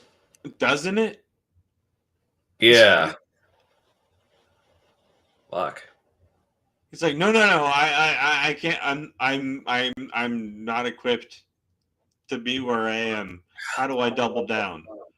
I'm more shit than I thought. This is a fucking tragedy. Why did I switch to non-alcoholic? Because like I need something harder for this. Because we can tell he'd be fine, you know. Mm-hmm. He's fucking self-aware enough to be fine. Yeah. But he's convinced he wouldn't be, so he's not. And there's not a fucking thing we can do about it. Why did you do this to me, Matt? No, there's a fucking thing we can do about it. And everybody we respond to, we should probably like let them know we have. Just like, cause we pretty much talk like we want them to do better. Yeah. Like, we'll give them a real shit time. Maybe sometimes according to them, but like, I don't know. If they're out there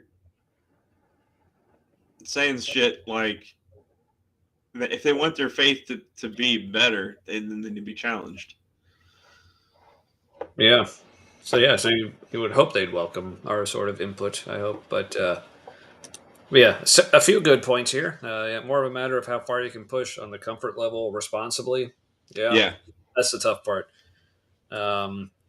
But yeah, stuck in a right, good, and wrong, evil dichotomy. Yeah, it's like there's so many dichotomies. Like I said, there's that, but then, like I said, the whole thing's that he's seeing as, or like trying to express as, I don't know, if mutually exclusive or just different ways of viewing, like an either or way of viewing, like the gospel or what the Bible is about. It's like, no, it's like, my understanding was it was about all of those things and they can all work together. I don't know why he's making like that, but another good point.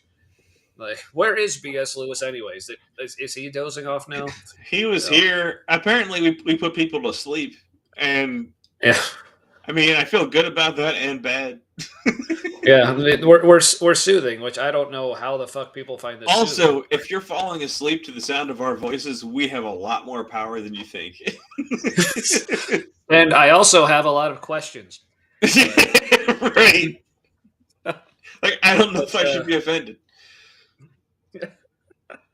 Yeah, he was here before. Maybe missing mod caught him and locked him in her basement. That could be. That is her plan. Got to watch out for those Christians, man. That's how they get you. But not to abuse him,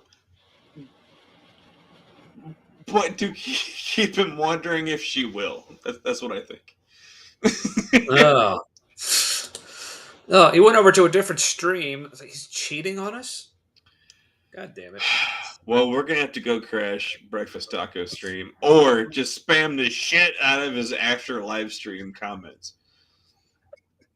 Yeah, so also like jealous boyfriends. That's how we should play it. Like, there's a narrative that like we are sure exists, and they do not remember but feel like they should. Yeah, so everyone like go over to Breakfast Tacos, and if BS is there, like give him shit until he comes back. Yeah, talk about how he's your baby's daddy. Why don't you love us?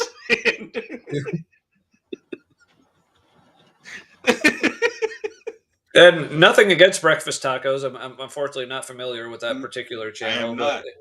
But I would love Breakfast Tacos. Thank you. Yeah, but if you want to tell everyone watching his stream to come over and watch us instead, hey, just tell them tell them we're salty about it. Just that's all. Yeah. I mean, don't do that. Don't take away his audience, but no. But any publicity is good publicity. Also, yeah.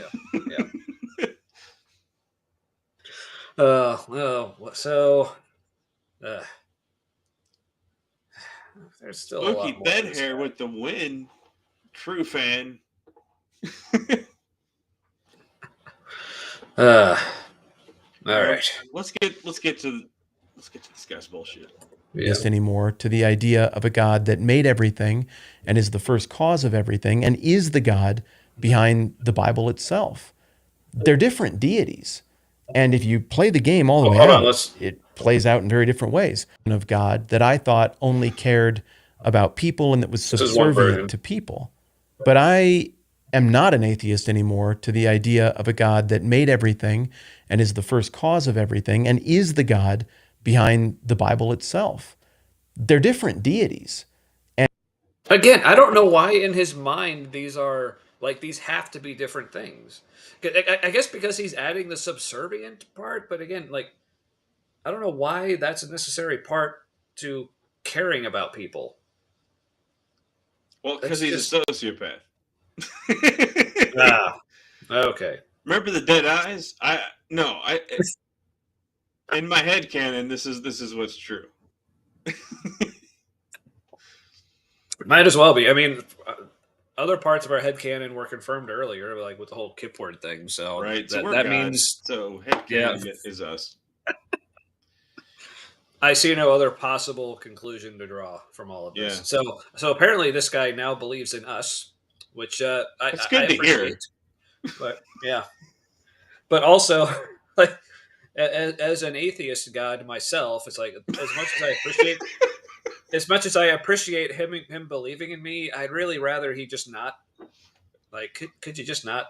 Man, as an atheist god would, really. Right. So, I mean, an atheist god makes about as much sense as anything else he's saying about what God is or isn't or can or can't be like at the same time. Like, well, let's hear him miss the point so hard. And if you play the game all the way out, it plays out in very different ways. In that moment, sitting there with everything taken apart metaphorically on the table, Christianity had broken for me, and I no longer believed that. Well, okay, but here's the thing. I don't know if he got to this or not. Dad, like, your son, your vacation Bible study was shattered. That's what was shattered. Come on. Okay, but here's the thing. Like, so did he ever explain why he believed in this certain God but not the other one? Like, based on any kind of evidence that this God was real, or no? It just feels more comfortable than the other. That's to me, it sounded like as he was reading the Bible and as he understood the Bible. It's almost if the Bible is going to be true, then God has to be like this. Therefore, this is the God that's real. So I can make the Bible true about this God. That to me sounds more like what he's doing, not like an actual like investigation into it to see. Well, this God is true because of actual evidence. No, this is what the Bible says. I'm just going to presuppose that what the Bible says about God is true. So if I fully understand what the Bible says about God, even though he says proper understanding and belief about God wasn't the point, but that's still what he believed about God and what he thought was the point. But it's like he was reflecting on things with a predetermined good guys, bad guys mindset. Like, I don't think you've like completely deconstructed in the best of ways unless you've questioned like what is good guys, bad guys. That's a good point. Because he fell right back into like mindset, like predetermined mindset. What he was raised up in, what was good versus what was bad, and that's what he's falling back on. So and doesn't see it. Yeah. So is this a story of a guy? So was he progressive to Fundy, or is that what you were picking up on this when you watched this, Matt? Or no, it sounds like he went from like raised up in the church, the babiest of Christians, and until he realized there was a bigger world spiritually, and that's when he thought he was an atheist. And then when he started to examine things further, he was like, this all just seems so real to me now, more than before. And it doesn't realize that this is what's comfortable. Yeah, so what I'm picking up on is like his version of atheism is just he had one view of God like, and whatever it is doesn't really matter. But he just had one view of God, but then basically convinced himself, well, that version of God can't be true, and since that's the only one I've been presented with, there are no other gods left. Therefore, I'm an atheist. But I know, like for me, and I think this is like the case for you too. It's like we were aware of other versions of God other than just what we like had been brought up with, or Yeah.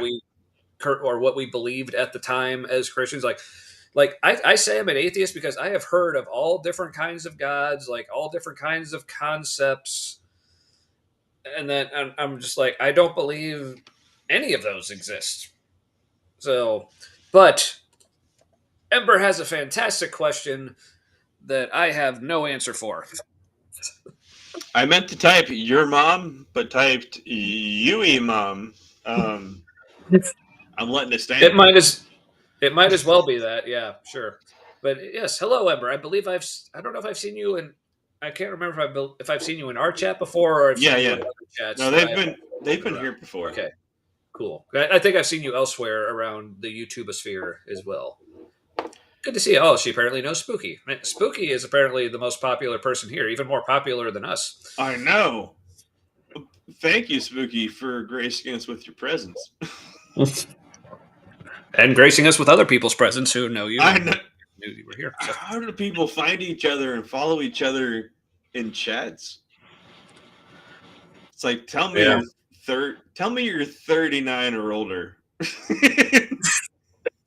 When you can chase people in YouTube chats.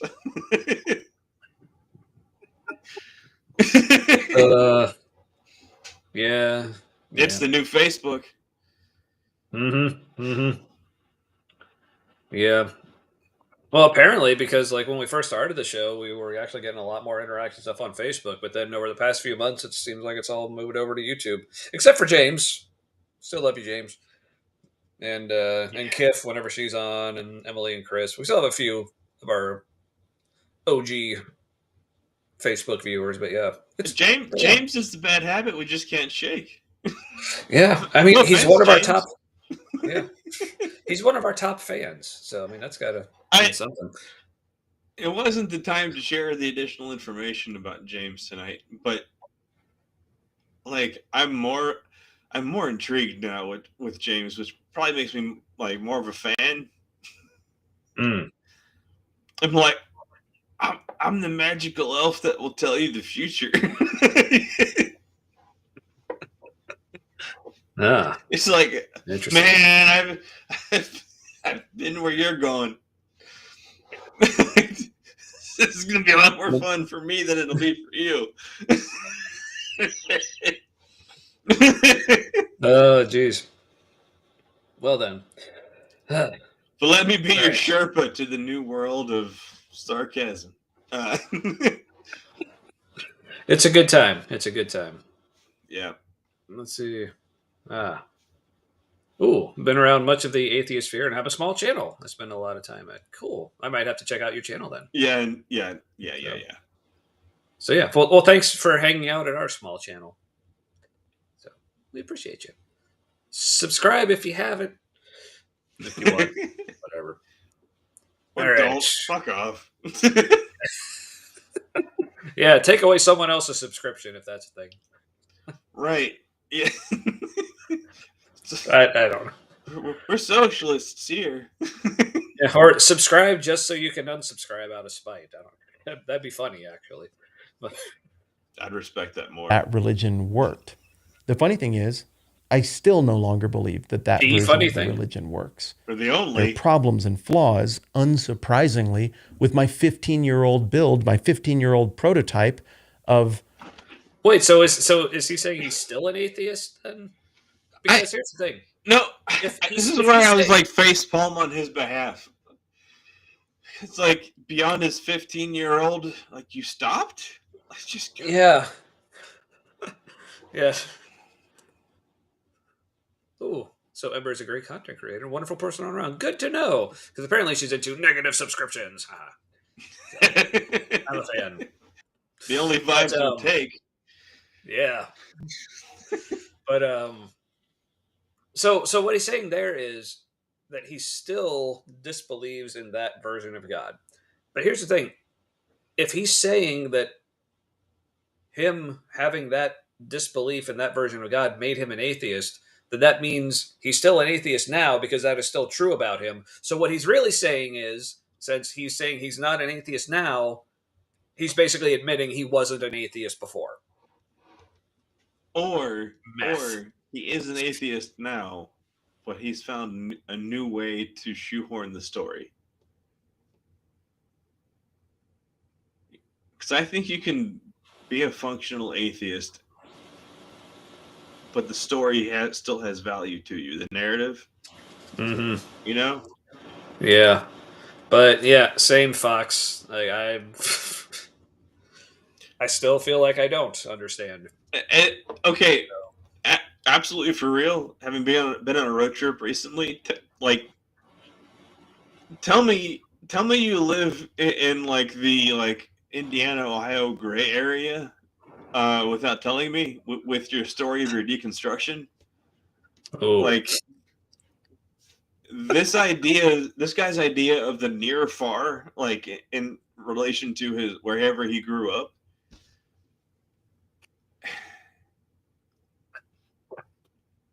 It's far enough away from a major city that that kind of vibe doesn't affect his reality.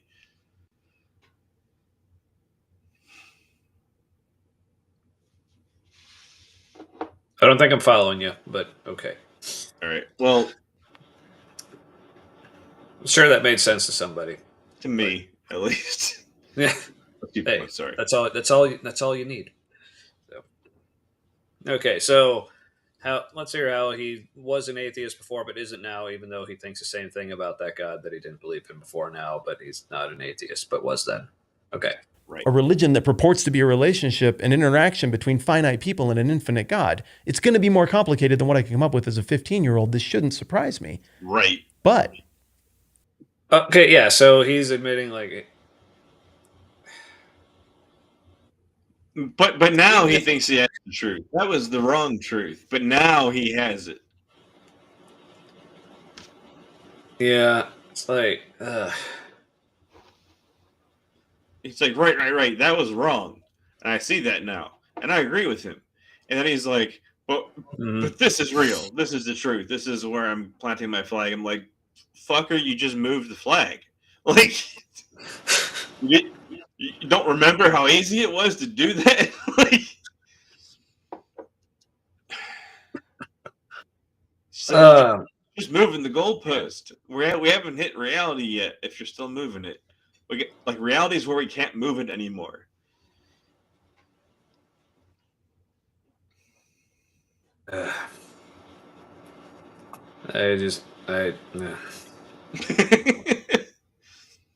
Also, this is breaking my brain. This is breaking my brain, Matt. I feel bad for him.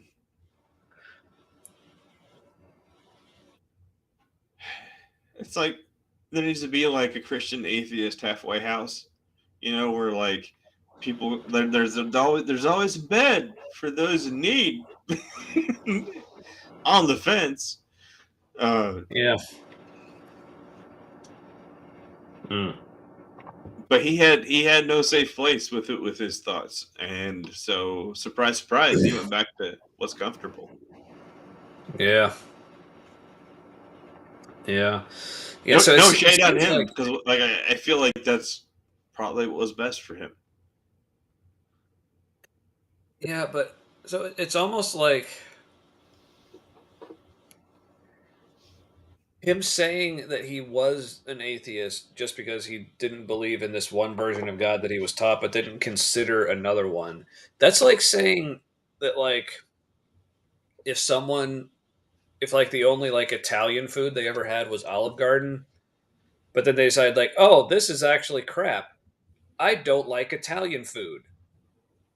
And they just said, that's the thing about me. I am a person who just does not like Italian food at all. But then they were like, oh, other actual Italian food is actually good. So what that means is you weren't an Italian foodist before. Right.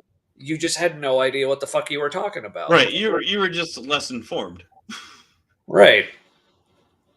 So because good Italian food is the best. It's like why Italian restaurants weren't also inns, I'll never know. Yeah, because you definitely need at least a nap after that. That'd be a great vacation to just like pig out the night before, and just that'd be great. Yeah, maybe you should have communicated with the spouts then, damn it.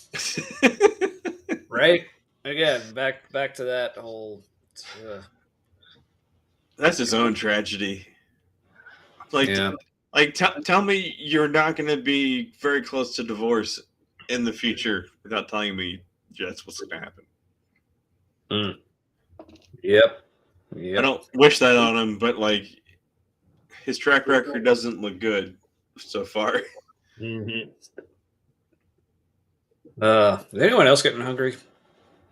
Yeah, man, a good Italian noodle with like cream sauce that's also heavy in the olive oil with the Parmesan at the end.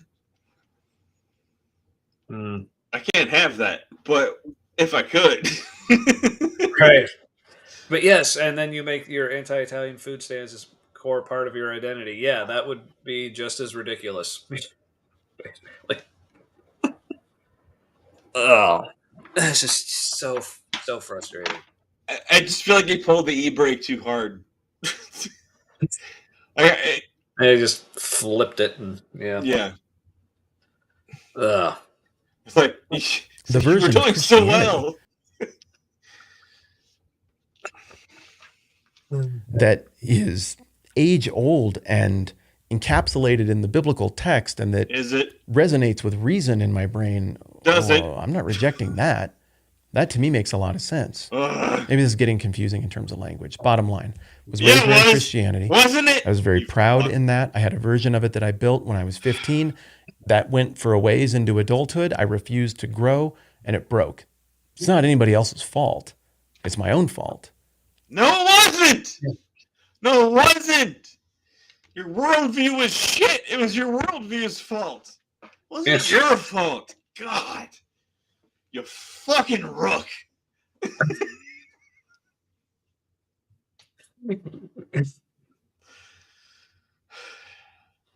don't know if I've seen you get this worked up over a video before. This is fantastic.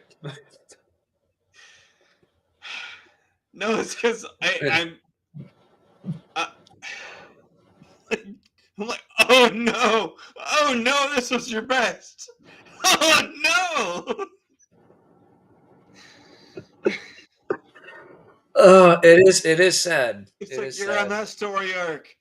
Oh, you're gonna think this is great.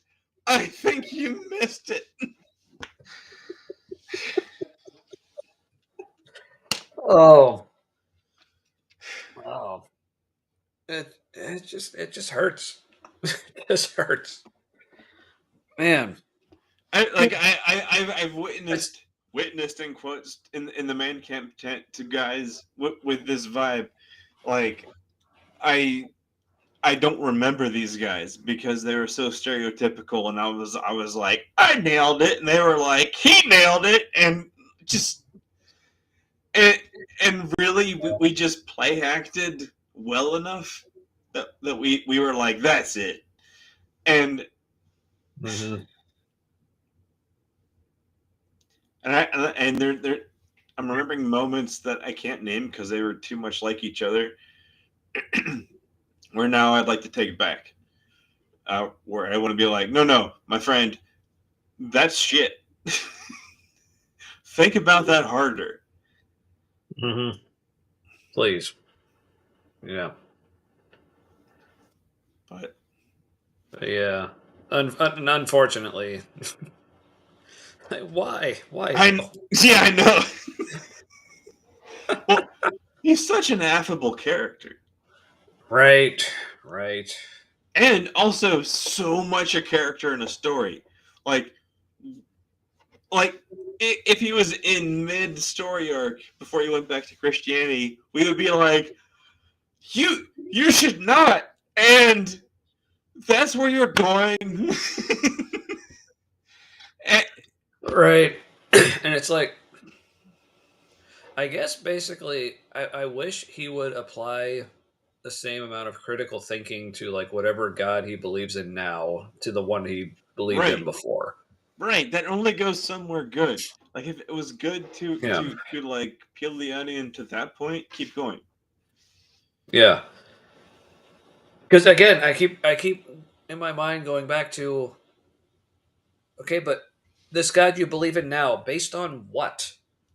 Other than you think it's a nicer version, okay, we can agree it's a nicer version, but that's different than saying, and this is why we know it's actually real.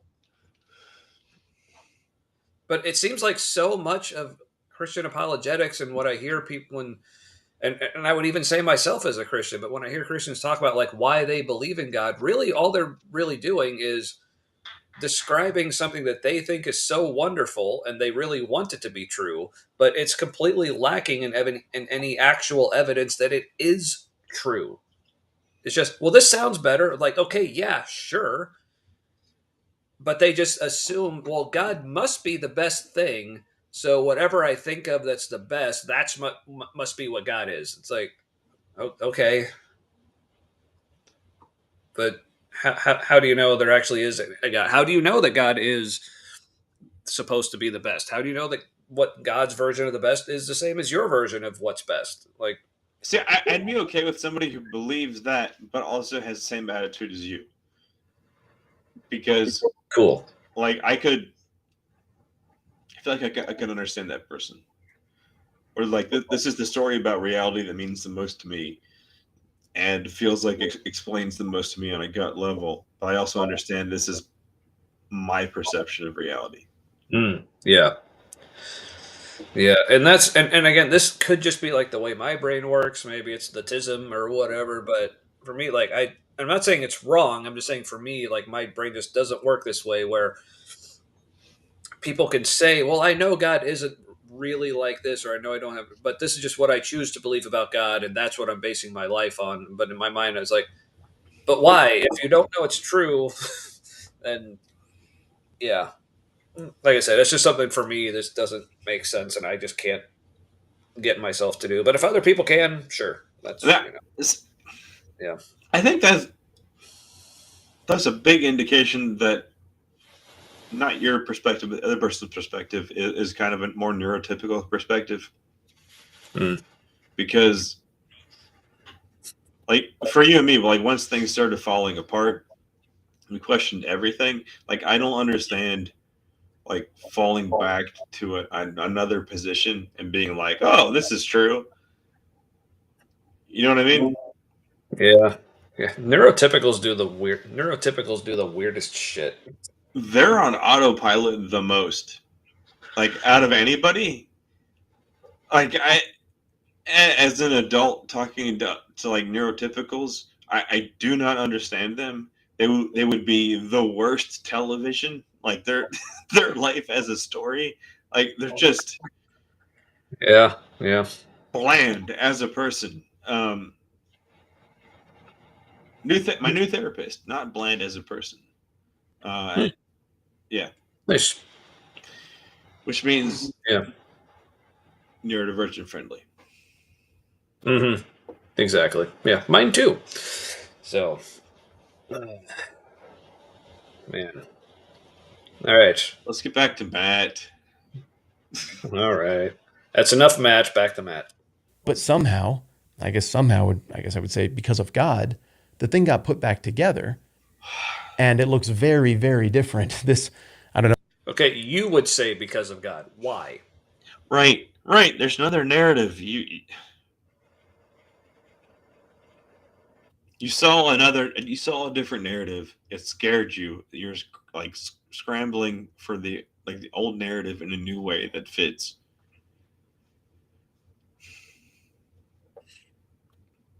It's like, yeah, again, I just can't get over how he just said, and again, I know this is framed as a very, like, quick, like, he wouldn't say, like, I feel like saying surface level is maybe not the right way, but it's a 15-minute video in which he's trying to explain this whole, like, years long process. So I know it's not going to be the most in depth, But the way he just says, like, yeah, I think it was because of God, but doesn't explain why. Like, why do you think it was because of God? Is it just, to me, it just sounds like, well, this sounds better, and my belief about God at base is like, well, God is just better, so if it sounds better, then that must be God.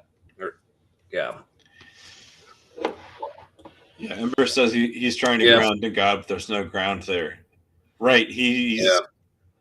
I feel like he doesn't realize he's moving into like metaphor territory, like Mhm. metaphorical ground versus like actual ground. He needs a Sherpa on his journey.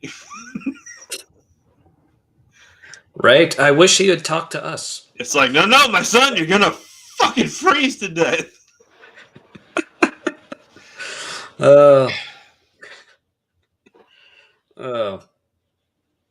Anyway, let's hear him out.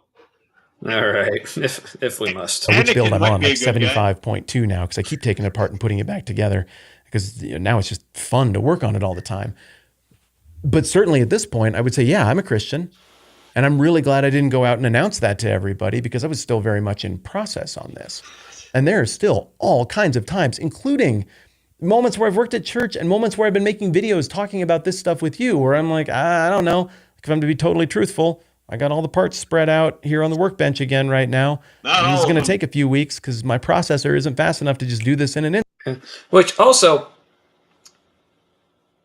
never mind, like how much of this process apparently depends on him. Right. It's still, he graduated from a religion that was focused on like human experience to his human experience. It doesn't realize he's just stumbled ass forward into humanism. Right? Because also, notice what is missing in all of this process of trying to figure out what God is like, trying to figure out what Christianity is, trying to figure out what the Bible says, and like what God wants him to believe, even if it's not that God doesn't want him to believe, whatever. What is missing in all of this is God. Like at any point saying, this is the right thing. This is what you need to work on. This is what you need to think about more. This is what you need to get rid of.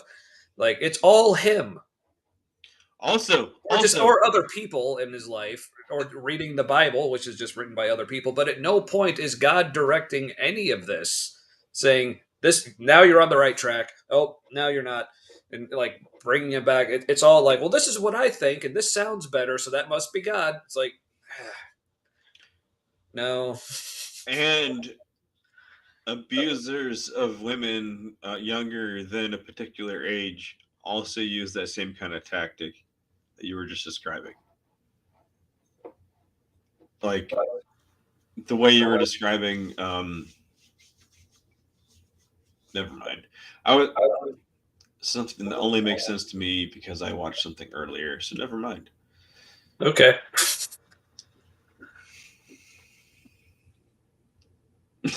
All right. But yeah, I might have tried to finish a bottle of gin. That could be what's happening. Sounds about right. Let's see. Yeah, as Fox says here, yeah, he started with one version of God as grounding, found that it was not grounding, and revised his understanding of God because it felt more stable in his mind. He's moving the God post. Yep, God. And he doesn't realize he's the one who's moving it. And it's all about him, even though he thought he graduated from that. Yeah, because the way he's wording it, it's almost he thinks like God's the one moving it, but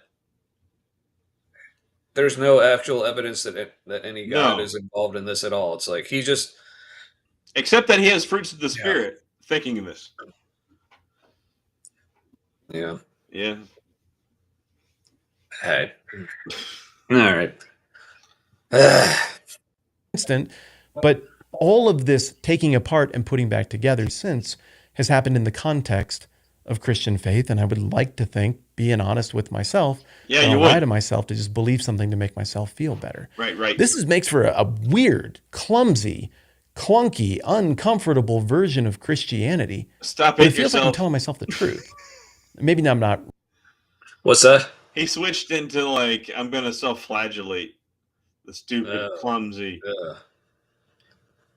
Yeah. He's like, I used to think this way. What a dummy I am.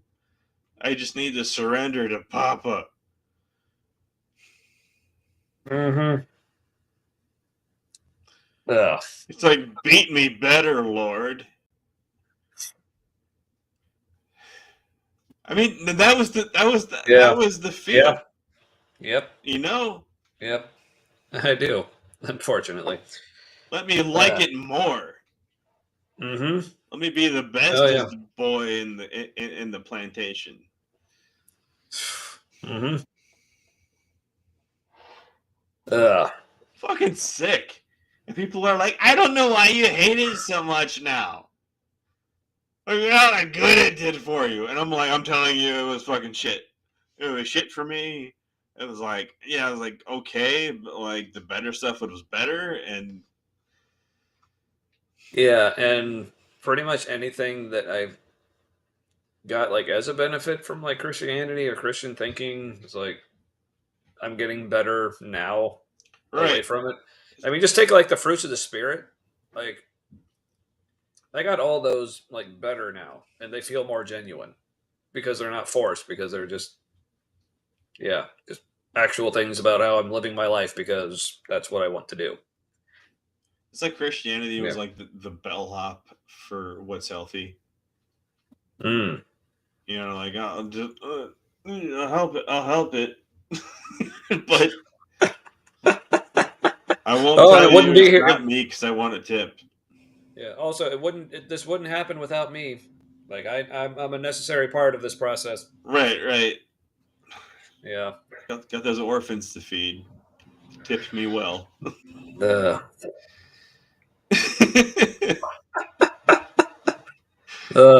Man, one of those moments where like, out of context, man, I'm an asshole.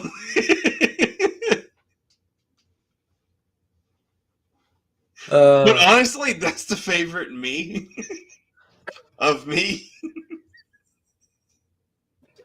It's like, we do get along. So, am I the poison pill? That's my happy place, I think. yeah. Oh, I mean, we get along with that you. So, Right about everything, but I'm not intentionally lying to myself. That's what I mean. That's good. Okay, but Fox says you literally are lying to yourself, dude. So, explain that. Yes. Man, that was quick on the draw. Absolutely. Well, he actually commented that before I played that part of the video. So that was prophetic. Look, okay, that's the thing. We're like realizing that somebody else is an NPC in a world that you recognize as like a player, but they're not a player in the game yet. Like the fact that like you saw that coming, and then he goes there. Yeah, I mean, look at him. He's looking at that comment right now, saying, "Oh shit, that's right." I mean, look at him. He's got weird lighting. He has try-hard lighting. And that's what I'm striving to do moving forward. And I wish I had listened when no doubt wise people sat me down somewhere along the way as a kid and were like, hey, you're doing great in terms of where you're at right now. You're asking the questions you can ask. You're thinking through what you can think through. Is going to Christians don't say that. Yeah. You shouldn't have said that. I would have, because I forgot that he said that. You would have remained prophetic in my mind, but oh well. Hey. But no, don't. No, you are forever now a prophet. That is you now rejected it, and I have demand avoidance. Yes. It is now show canon that Anarchic Fox is a prophet. So. get weird down the road, though. You're going to ask new questions later and more questions after that. And this really is a lifelong adventure that you're going to go through of exploring the final frontier, the depths of the human soul and eternity and God and life and death and You weren't fucking Oh, they there. love. See, they love that eternal searching. Everything's always a mystery kind It's of like, don't thing. tell me how Like, great Tahiti is if you haven't been there. He's like, oh, it's wonderful. You just fucking question everything, and you'll be great. It'll be fine. no, but this is like what this whole like everything is supposed to be uncertain and non-verifiable. It's almost like not actually traveling anywhere like Tahiti or wherever, but just imagining what it's like. But so if someone says, "Hey, how about we actually go there?" It's like, "Oh, it doesn't work that way. You can't like get proof of how wonderful it is. You just got to imagine that it's wonderful, and that's just as good." It's like, or we could just fucking go there. It's like, nope. Hey, there you go. The profit of easily predictable things. I mean, If you that most insist, profits, that's really what they are. So, right? In a lot of cases, after the fact things. yeah, it's like, but this whole like mystery thing, it's like, because yeah, some things in like a religion or philosophy or whatever, like yeah, it's good to like not just be given answers for things because there is something to the idea of growing by just figuring things out for yourself. But there should be some things, like does God exist? Is there a heaven or hell? And what do I need to do to make sure I go to one or the other? Like, and how am I supposed to read the Bible? What is the Bible? What does God actually want? What is God actually like? Like certain things should not be so mysterious. Like there should be at least something concrete for those mysteries to build on. Otherwise, it's just all mystery, and then you don't. It's like trying to solve a murder mystery without the body. It's like you don't even know Yeah. there was a murder, but you're just going off looking for clues and trying to figure out a murder that may or may not have happened anyway. There's a certain amount of mystery that it's not good to not know, Yeah. especially if it's about you. Right. Exactly. So, all right. There's still more of this. People and everything that matters. You are about to embark on this, young man. So get ready for a crazy, interesting, fascinating ride. This will be. Yeah. Which again, other people are having to tell him that this ride is even a thing. At no point is God saying, "Hey, get ready for this, young man. You're going to learn some awesome things about me and you." It's like God still has it. He's still yet to enter the picture here. And the honest guidance Yeah. is, look, what you're about to go through, you'll either Christian at the other side or not. Yeah. But yeah, as Ember says, yeah, the fact that there's no body is one of their selling points. Yeah, that's why they talk up faith. Like that's why it takes faith. If God just showed Himself to you, then it wouldn't take faith. I say, okay, fine. What's so great about faith? But this whole thing sounds like an obvious con. They're like, there's no body. He must have risen. It's just, Oh, we still got to, we still got to figure out who killed him, though. Because that's the really fun, all right? this needs is an empty tomb. You throw some rags in there that look like they were part of embalming, and that's it. Mm-hmm. This is Jesus. He was buried here. Like, and then they're like, there's like one guy who knows the truth, who was there when he was Right. crucified and saw where he got tossed. And Man, see, this guy's got me moving on to my second non-alcoholic beer. like Occam's razor, these people they do not understand Occam's razor. No, yeah, because that's something I've heard like people say about. Also, real quick, shout out to Sierra Nevada Trail Pass hazy non-alcoholic IPA, one of my faves. It's selling a lot. I've seen it. Like, it has a lot of shelf space in a lot of places. Yeah, and it just smells like weed, and it's tasty. There you go. Because everybody who doesn't drink alcohol probably smokes weed. Yeah. So, what were we just talking about? No clue. Damn it, 'cause that was going somewhere, at least in my head. From It'll what you come were out saying. later. Yeah. Nothing escapes us. Except ourselves. No. It comes back later. I think better. You know, it's like cake donuts are good, but cake donuts with frosting are better. I think a lot of my thoughts come back as cake frosting. Ooh. See, I like the glazed cake donuts myself, like the blueberry ones. Oh, blueberry is Or the the best. chocolate. I have a dream, an alternate reality, where I have the best blueberry donuts with real blueberries, because everybody else is fake shit, and it's just blueberry flavoring with like globs of like imitation blueberry. There's just globs of blue. Yeah. Right. Yeah. Fruit adjacent blue. Yeah, Fox, you're like, good question. So was the resurrection just an insurance scam? Theologically speaking, yes.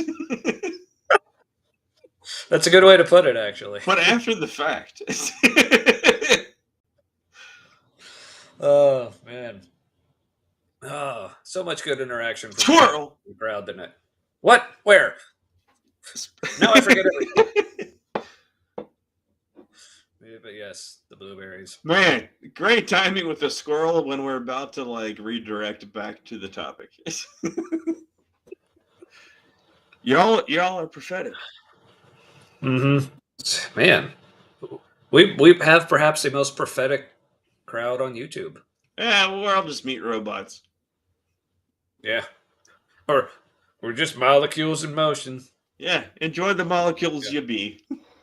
Yep, and enjoy the motion in them there molecules. So He's got I'm going to motion. motion. Be the most interesting project of your life.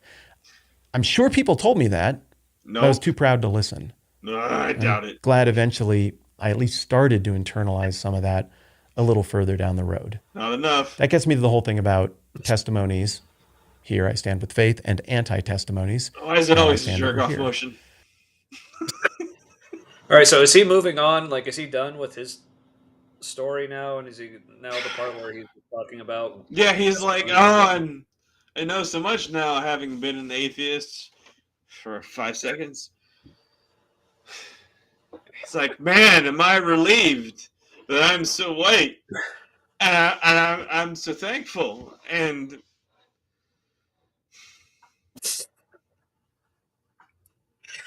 Yeah, the white thing. That's a throwback to some a couple hours ago, probably. But I know that makes me. I know that kind of makes me sound like white hating, but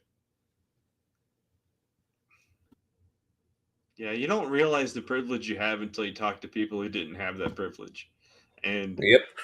and then when you see people in that narrative, you're like, oh, told me a lot about you by being that out loud. All right, so is there much in this section you want to watch as well, or No, this is where he's like, oh, I'm so thankful I'm not an atheist anymore, and I just feel sad for him, and it's 'cause you didn't even. Yeah, it's like, no, dude, you can disbelieve in this God you're talking about now too. It's like totally a thing. But It's like the questions didn't stop being good. right? Why do they think the questions became bad at some point? Like, oh, this is comfortable. Those questions are bad now. But they got you to where if it's better, why are they bad? Keep chasing that. Keep chasing the better. Yes, please, yeah.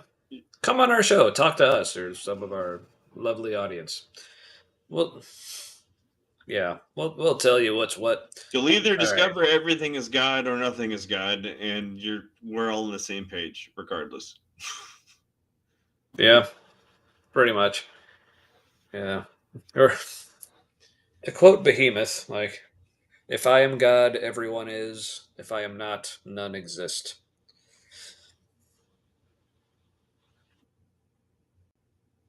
Yeah. So, That's thank you, awesome. Nergal. Because that sounds like witchcraft to be avoided to the wrong people, and to the right people, that sounds profound. Yeah. Or we're evil. Was that the witchcraft that Tony was talking about with Frank? Or Remember that video and how That was- fun that was? That was an interesting dodge. Yeah. Where Frank was just like, and said, "What do you mean by witchcraft?" It's like, I'm pretty sure I'm screwed. I also thought his answer of, well, yeah, like witchcraft in the biblical sense, like, so there's biblical witchcraft apparently. No, there were stories about like what was witchcraft according to Old Testament. Yeah. New Testament couldn't give a fuck about witchcraft apparently. Yeah. Well, there was a sorcerer, like in Acts. There's like Simon the sorcerer. I don't remember what his deal was, but anyway, but he seemed like more of just like a trope. Like, oh, look, even the sorcerers are believing in Jesus. Like, Acts was like comic book Christianity. Yeah, it was total fanfic. Yeah, but yeah. Anyway, it's my final thoughts on other Matt there, I guess, or maybe it's not. Yeah, my actual final thoughts are just, yeah, dude. Like, first, pay attention to, like, again, I just could not get past like how much God was not part of that story he told. Like, God actually intervening, setting him straight, telling him what. Like, God, did God ever tell him he was wrong about God? No, it was Like, his assessment. Yeah, it was always either just him or other people telling him things, and then him, well, this sounds right to me, or this sounds better, or this sounds more true, but with no actual evidence. It's just, like you said, it's all vibes, man. It feels like he doesn't know he's an atheist. Like, part of his brain checked into atheist town, and the feelings part stayed in theism. Yeah. But Spooky says, like, first of all, thanks for being here, like, the whole time, like, literally the whole time. Like, yeah, Spooky's here first. I think while the pre-show loading screen was even going, Spooky was already in the chat. So we need to figure out how to give out wrenches. I did figure that out. Okay, because I have to do it. I knew and I didn't. Well, here I'll do. You have to do it like from the stream. So here I'm pulling up our show now on another screen. Maybe. Where'd you go? Don't know. No. All right, so let's make this Matt guy go away. Go to too many channel. Oh, there's the stream. Matt with the fantabulous hair. You can't do a thing about. All right, let's see. All right, where are you at, Spooky? I'm looking at. Oh, I'm seeing in the chat. Spooky is like the #1 ranking in the comments. Whatever that means. And Arctic Fox #2, and apparently whoever's #3 isn't even in the chat anymore. But man, that #3 spot is suspicious because we had 3 commenters, and the third most active commenter didn't get 3rd place, so that's some bullshit. Let's see. Also, that's like the worst of the humble brags that, like, I realized that was happening. That we had so few viewers. Yeah. All right, so Spooky, you're about to be a mod. I'm just trying to read the differences between the managing and the standard. See if I care what the difference is.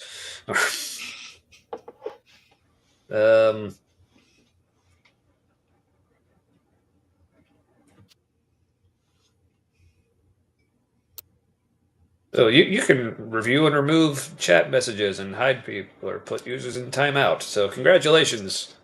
I just wrenched Spooky. All right. Oh, and also I'm seeing now, like, Ember was giving me tips in the chat as well. I've had at least a quarter of a bottle of gin plus a nearly 20 ounce of yeah. Yeah. So Matt's feeling fuzzy. So all right. Well, any other words for the people this evening?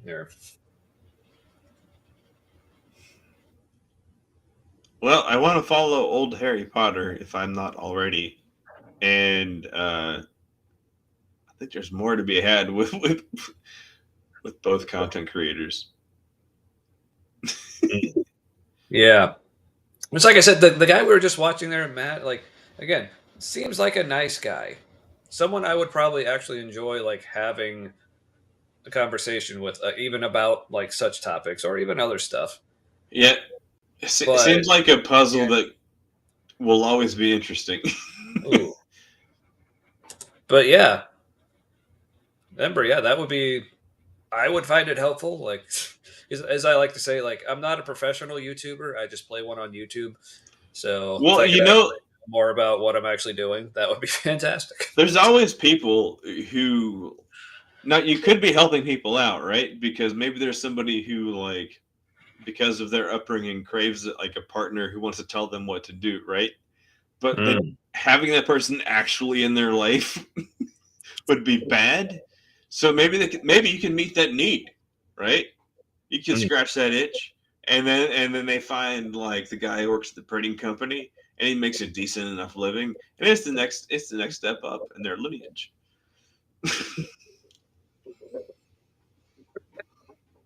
That was specific. So.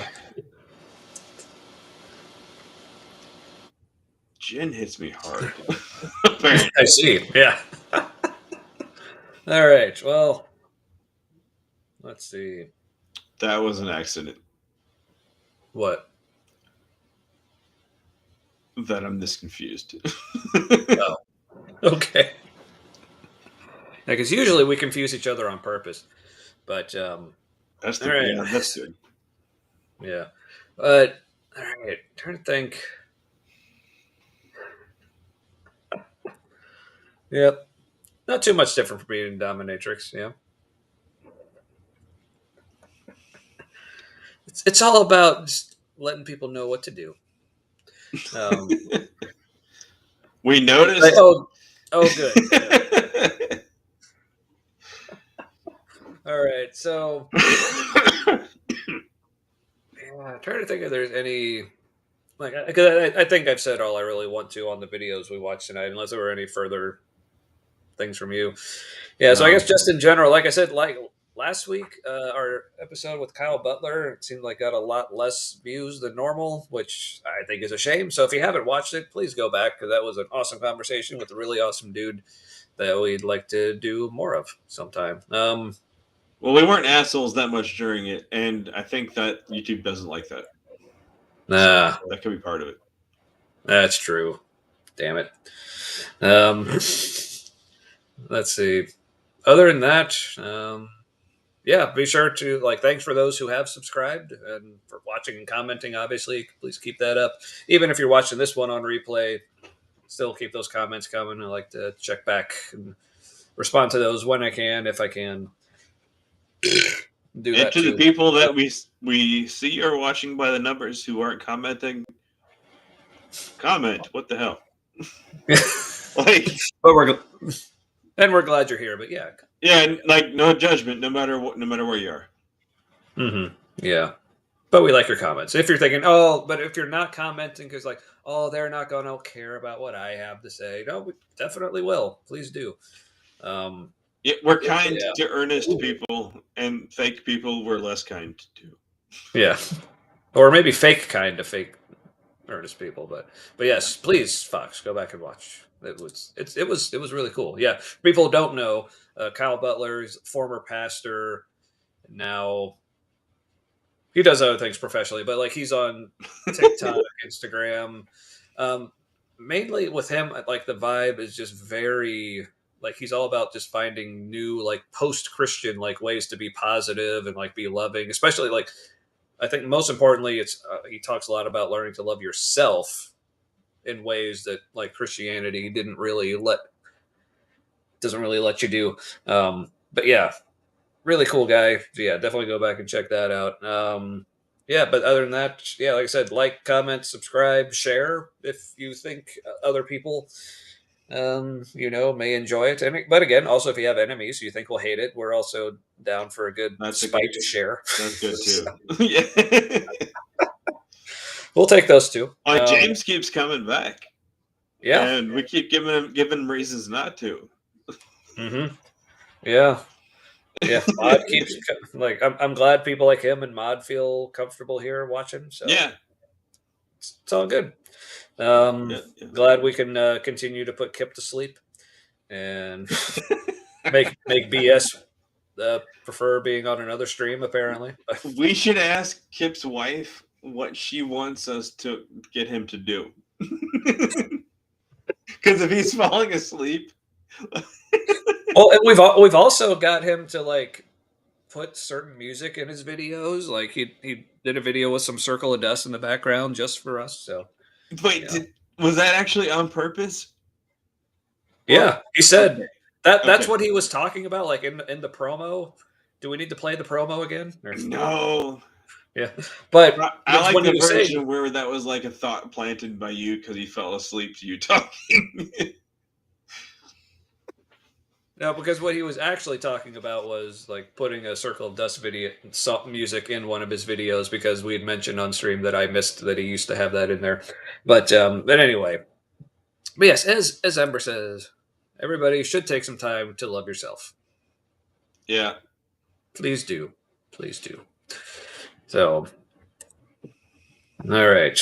So yeah, but join us back here again next week, same time, 8 Eastern, 7 Central, and on down the time zones wherever you're at.